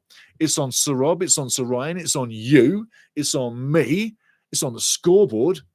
It's everywhere. We're the target a la target. Yeah, Blanco del Blanco. Just saying. Just saying. But I'd say this much. Give them a week. You can't win them all. Norwich next weekend. I'm looking for a different game there. You've seen the scores on the doors, and not too much has changed in the table. And after another game's play, Middlesbrough is still on top. Stoke City is still challenging. Leicester and Bristol are still up there. In fact, Bristol's doing greatly. But down at the bottom, nothing really changed too much, only that we got closer to it by 5 places in one match. And that's how quick it happens in the Championship. And if you don't take your chances, that's how quick you get punished. And this league is lethal and bloody ruthless at punishment, because if you don't hit the level every shift, you're going to get exposed. That little mistake, whether it be a tiny bit of lacking in pace or reading the play, Cody, is enough to offset the whole cart and have soft-looking goals go in against a team that doesn't normally take those kind of goals. We got to learn fast. We got to change fast. And Parky will be ruthless. I'm sure he will. And as you said in the chat, he's going to be ruthless. He needs to be this week, but he's going to have to do it in a business fashion manner. He can't just use the guillotine and cut people out now gone. He's got to make all the superstars happy to make this work. He's got to have all the egos and all the narcissists in the squad get along. Because let's face it, there's a lot of characters in there to keep happy, and there's a lot of people to manipulate for the betterment of the scoreboard each weekend. How he does it is up to him. But the hairdryer and the F-bombing, etc., works for some, but it doesn't work for all. So we're in a really interesting position. But I am sure, with the experience what Parky's got, he'll work through this. And come next weekend, we will see a reaction, because we need a reaction off the back of this right now. It is not the time to panic, like I've said a billion times. But it comes a time where Parky's got to put the right players in the right slots. Right now, we look like we have 8 players close to being in the right slot, with 3 guys not getting it done. The substitutions today, the first 3, I'm not saying all those players need to sit on the bench, but 2 do. Jimmy Mack, love him. But if you're going to only operate as a swivel player on the sideline and not get those crosses in like you used to do, then we got to get someone else in to do it. Remember, that's the badge. That's the badge I love. That's the badge you love. And that's the badge we are always going to love. The one difference about loving this badge is you see a lot of faces come and go, not just this season, but throughout the decades. And you love those players. But what do you love more? The badge. This club is it. It's everything. The players come and go. I respect the players. I really do. And I love them. But the Wrexham is my one and all. And that's it. And that's where I stand. So whatever has... But the Wrexham is my one and all. And that's it. And that's where I stand. So whatever has to happen to get this up there, and all what needs to be sorted on the training field for next week against Carrow Road, and for Phil to be ruthless, it's all about that badge. That's what I care about. That's what you care about. That's what we want to see. So don't get into a situation where things are not looking good. Things are looking beautiful because the signs are there. Phil's got the tools to do this. We got the players in the squad to turn this around. Like I say, Norwich next weekend, Carrow Road, it's going to be huge. Into the chat one more time. I love what's coming here. I love what's coming here. CP Marks. Okay, back to Kent Gulliford. Instant urgency, 100%. That's what we needed right through the game. Instant urgency right through the game. Into the chat, CP Marks. The Prem is only interesting in the final 8 fixtures. Wrexham will be like Bournemouth was. Gradually and steady increases in the Championship now. You have 3 leagues in 3 years. Remarkable. Absolutely, absolutely, absolutely. Ken Gulliford. It's on the bingo card. It's on the bingo card. Looking forward to the comments from the Championship this week. Phil's out of his depth. Ooh, I tell you, yes, some of them could say that, yeah. And you're going to see all sorts of things flying left and right. You really are. I'm the one that's I just stay calm with it. I watch things, and you know what's going on the field. You know what's going on. That's all we need to know. But yeah, beautiful point. It's on the bingo card. Looking forward to the comments from the championship this week. Phil's out of his depth. Wrexham pretenders, overpaid for the players, too old. You know, they may start to throw that at maybe Connor Cody, because he hasn't really done himself any favors. He hasn't looked like the Connor Cody of old, like I said, from 5 years ago. So you never know. Chris Wright, come on, you R's. Absolutely. I tell you what, mate, you did brilliantly. You did brilliantly. Absolutely fantastic, fantastic performance. If that was a red shirt team playing on the road at the K-Russ, I'd have been screaming night and day. What a fantastic result. Great result. The one thing about you guys today was your commitment. You were focused, so focused. Your hard work. Does your team always play that hard? No, they don't. No, they don't. But since you got slapped 7-1, the 3-1 against Charlton, yeah, the 2 late goals, surprising end to the game, but it was a battle all the way through, second half, yeah. This one as well, it was a continuation of the Charlton game, correct? Yeah? Tell me I'm wrong. Chris, tell me I'm wrong. But Rangers deserved everything they got today. The way they fought for each other, the enthusiasm. Julian on the side didn't really have to do much, did he, eh? He trusted the players. And the performance you finished off with last weekend and the joy you had at Loftus Road last weekend was a continuation today. So you've gone from 18th up to 12th. You're not a bottom 10 team. Not in my book. But anyway, you did great. You did great, mate.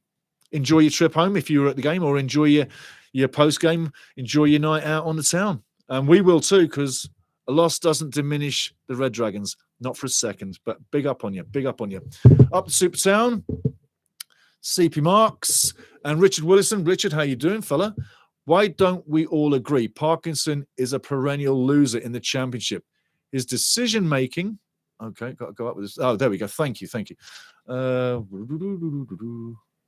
Richard, there you go. I just moved the chat because we had a load of blumps coming in. So, one again, Richard Wilson. Why don't we all agree Parkinson is a perennial loser in the championship? His decision-making this week, and this time to move on. He will be sacked before Christmas.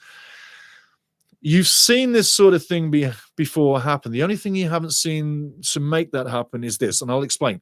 Parky's been with us since 2021, July 1st, 2021, over 4 years right now. It's not easy to squeeze that guy out the door. He's an icon. He's a bit of a legend. He's our legend at Wrexham, yeah? Coaching Wrexham, legend. Not easy to move that along. Point being, if we get to close to December or Christmas, you say getting sacked before Christmas, and the results are nosediving, and we're literally in the bottom 3, yada, yada. What makes it hard to sack Phil Parkinson in that scenario is those years gone by. He's part of the woodwork. A decision to sack Phil will come too late, in my opinion. If it comes early, it would shock me. Absolutely shock the living hell out of me. I do not expect any sack talk now.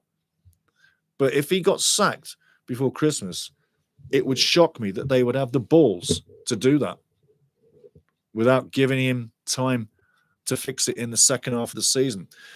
But in saying that, you could see some big clubs up in the Premier League that would do it way quick and would have no problem doing it at all. That's what I'm thinking on that one. But great point, though. Great point, Richard Willison. Brilliant, man. Steve, up to you.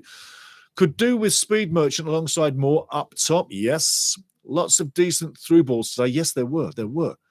But players didn't quite have the pace to get onto them, or I say, didn't read the play. QPR showed us what a difference pace up front makes. 100%. Great point, Steve. Absolutely. Kent Gilliford, my man Jimmy Mack is not planned as a starter. He's a Kakache cover and step below Libby. Perfect. I'm going with that, Kent. I'm going with that. Everybody knows how I love Jimmy Mack, but you got to say, when things slowly need changing, change it now. Don't change it slowly. Ruthless. Yes, agreed there. Agreed. Dan Scar for Cody. Do we dare? Listen, could it be any worse? I know a lot of people don't like Dan Scar, and there are some times where he seems to have misjudged the tackle slightly, But in general, I think Scar could do as good, if not better, than Cody right now. That's what I'm saying.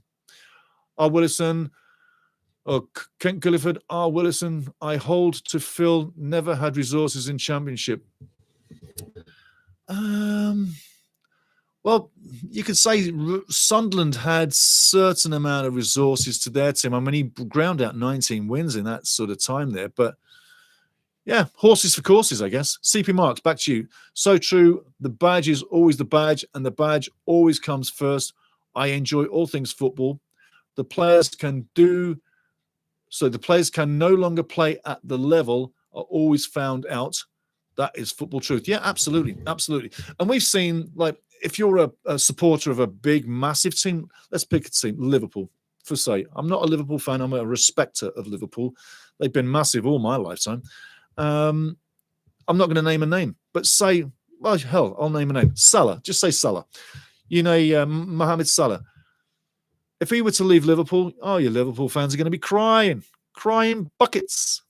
They'll fill buckets. They'll fill garbage cans. They'll be crying so much. But eventually he's going to leave. But they've seen so many big players leave, and so many big teams have. And I never cried when any player left. I'd cry if that left. And the National League made me cry. So being back where we are, it's massive. Remember when I cried when we got the third promotion? It was just too much. It was too much. I know a load of people out there cried. We were all crying. It was fantastic. It was just unreal. And that was after a 40-odd match build-up. Yeah? You know, talk about the anticlimax crying. Yeah, we all did. That's what this club is. That's what that badge is. You don't get bigger than your badge. Your players are your players. Your badge is your badge. But that's about it. But guys, I'm going to tell you this much. Norwich, next week. There's a show coming. The pre-game's coming. And I did the pre-game recorded. All the pre-games are going to be recorded simply because I can offer so much better stuff and such a better product and such a better video to watch. I can put all the videos in there, all the pictures, the images left and right, up and down, wherever. But it's all information all the time. Go watch the pre-game, if you haven't, and check out the pre-game, the way I put this one together. Because this one is the way we're going for the rest of the season. No EFL Cup games, no FA Cup games, just league games, yeah? But that's the way the pre-game is going to be for the rest of the season. But, yeah, we got a long way to go. Into the chat. Kent Gulliford, Issa on the right wing, Longman on the left. Next match. Keep Maxi Clough right back. Issa go left mid or left wing. I mean, he could go left mid or left wing. Absolutely. Oh, sorry, right. Right. Want to put him on the right. He could. We need that speed. We need that touch. Man City players don't have bum players. We took two of them recently. Both have good touch. Both know how to play the ball. Both know tactics. Both have got it up here and physically. So, yeah, I'd agree with that. Get Issa on the right wing. Try him out. It's either Issa or Ryan Longman and Ryan Barnett, right side. But we got gifted players on the right side. If it's absolute speed, I think Longman's has got more speed than Barnett. And I love Ryan Barnett. But if he hasn't got the speed, you got to put Longman on first. And if it's speed you're looking for, then let's try Issa. I agree with you. Bring him on. Bring him on. Absolutely. I mean, he's been on loan so many times with so many big clubs. It's amazing he hasn't found a home club yet. But if he's going to, let it be Wrexham if he's got that speed, because we need speed. There's no doubt about it. That's what we need. Guys, at the end of the day, it is what it is. I've enjoyed it. Some of those games you don't enjoy. I enjoy all the games. Every game is a story. It's a battle. You can't win all the battles. But I say this much. We have a pre-game coming up for the Coventry game coming up on Thursday this week. Get into that one. And then we got the live watch-along again next weekend. Get into that one. And I tell you, don't be down. Don't be down. We're not going to win them all this week. We're not going to win them all next week and the week after that. But as we go through the weeks, we'll pick up the points. And if you want to know the magic number for safety in the Championship, In my estimation, we need another 46 points for safety. 50 points. Big 50 is what gets you safety in this league. That's what you need. And that's what we're looking for. So come back again for the next watch along. Come back again for the next pregame. Remember, like, subscribe, hit this channel, join this family, and be part of it every time. Because what you bring in the chat, top draw. It is phenomenal. It is. You're the reason why I come alive, is your genius in the chat. The way you make me laugh, the way you make me think. It is top draw. Get on your way. Enjoy your weekend. Love to all. We can't win them all, but let's go and try and get 3 points, or at least a point next week on the road at Norwich City. Thank you so much for watching. It's lovely having you. Cheers.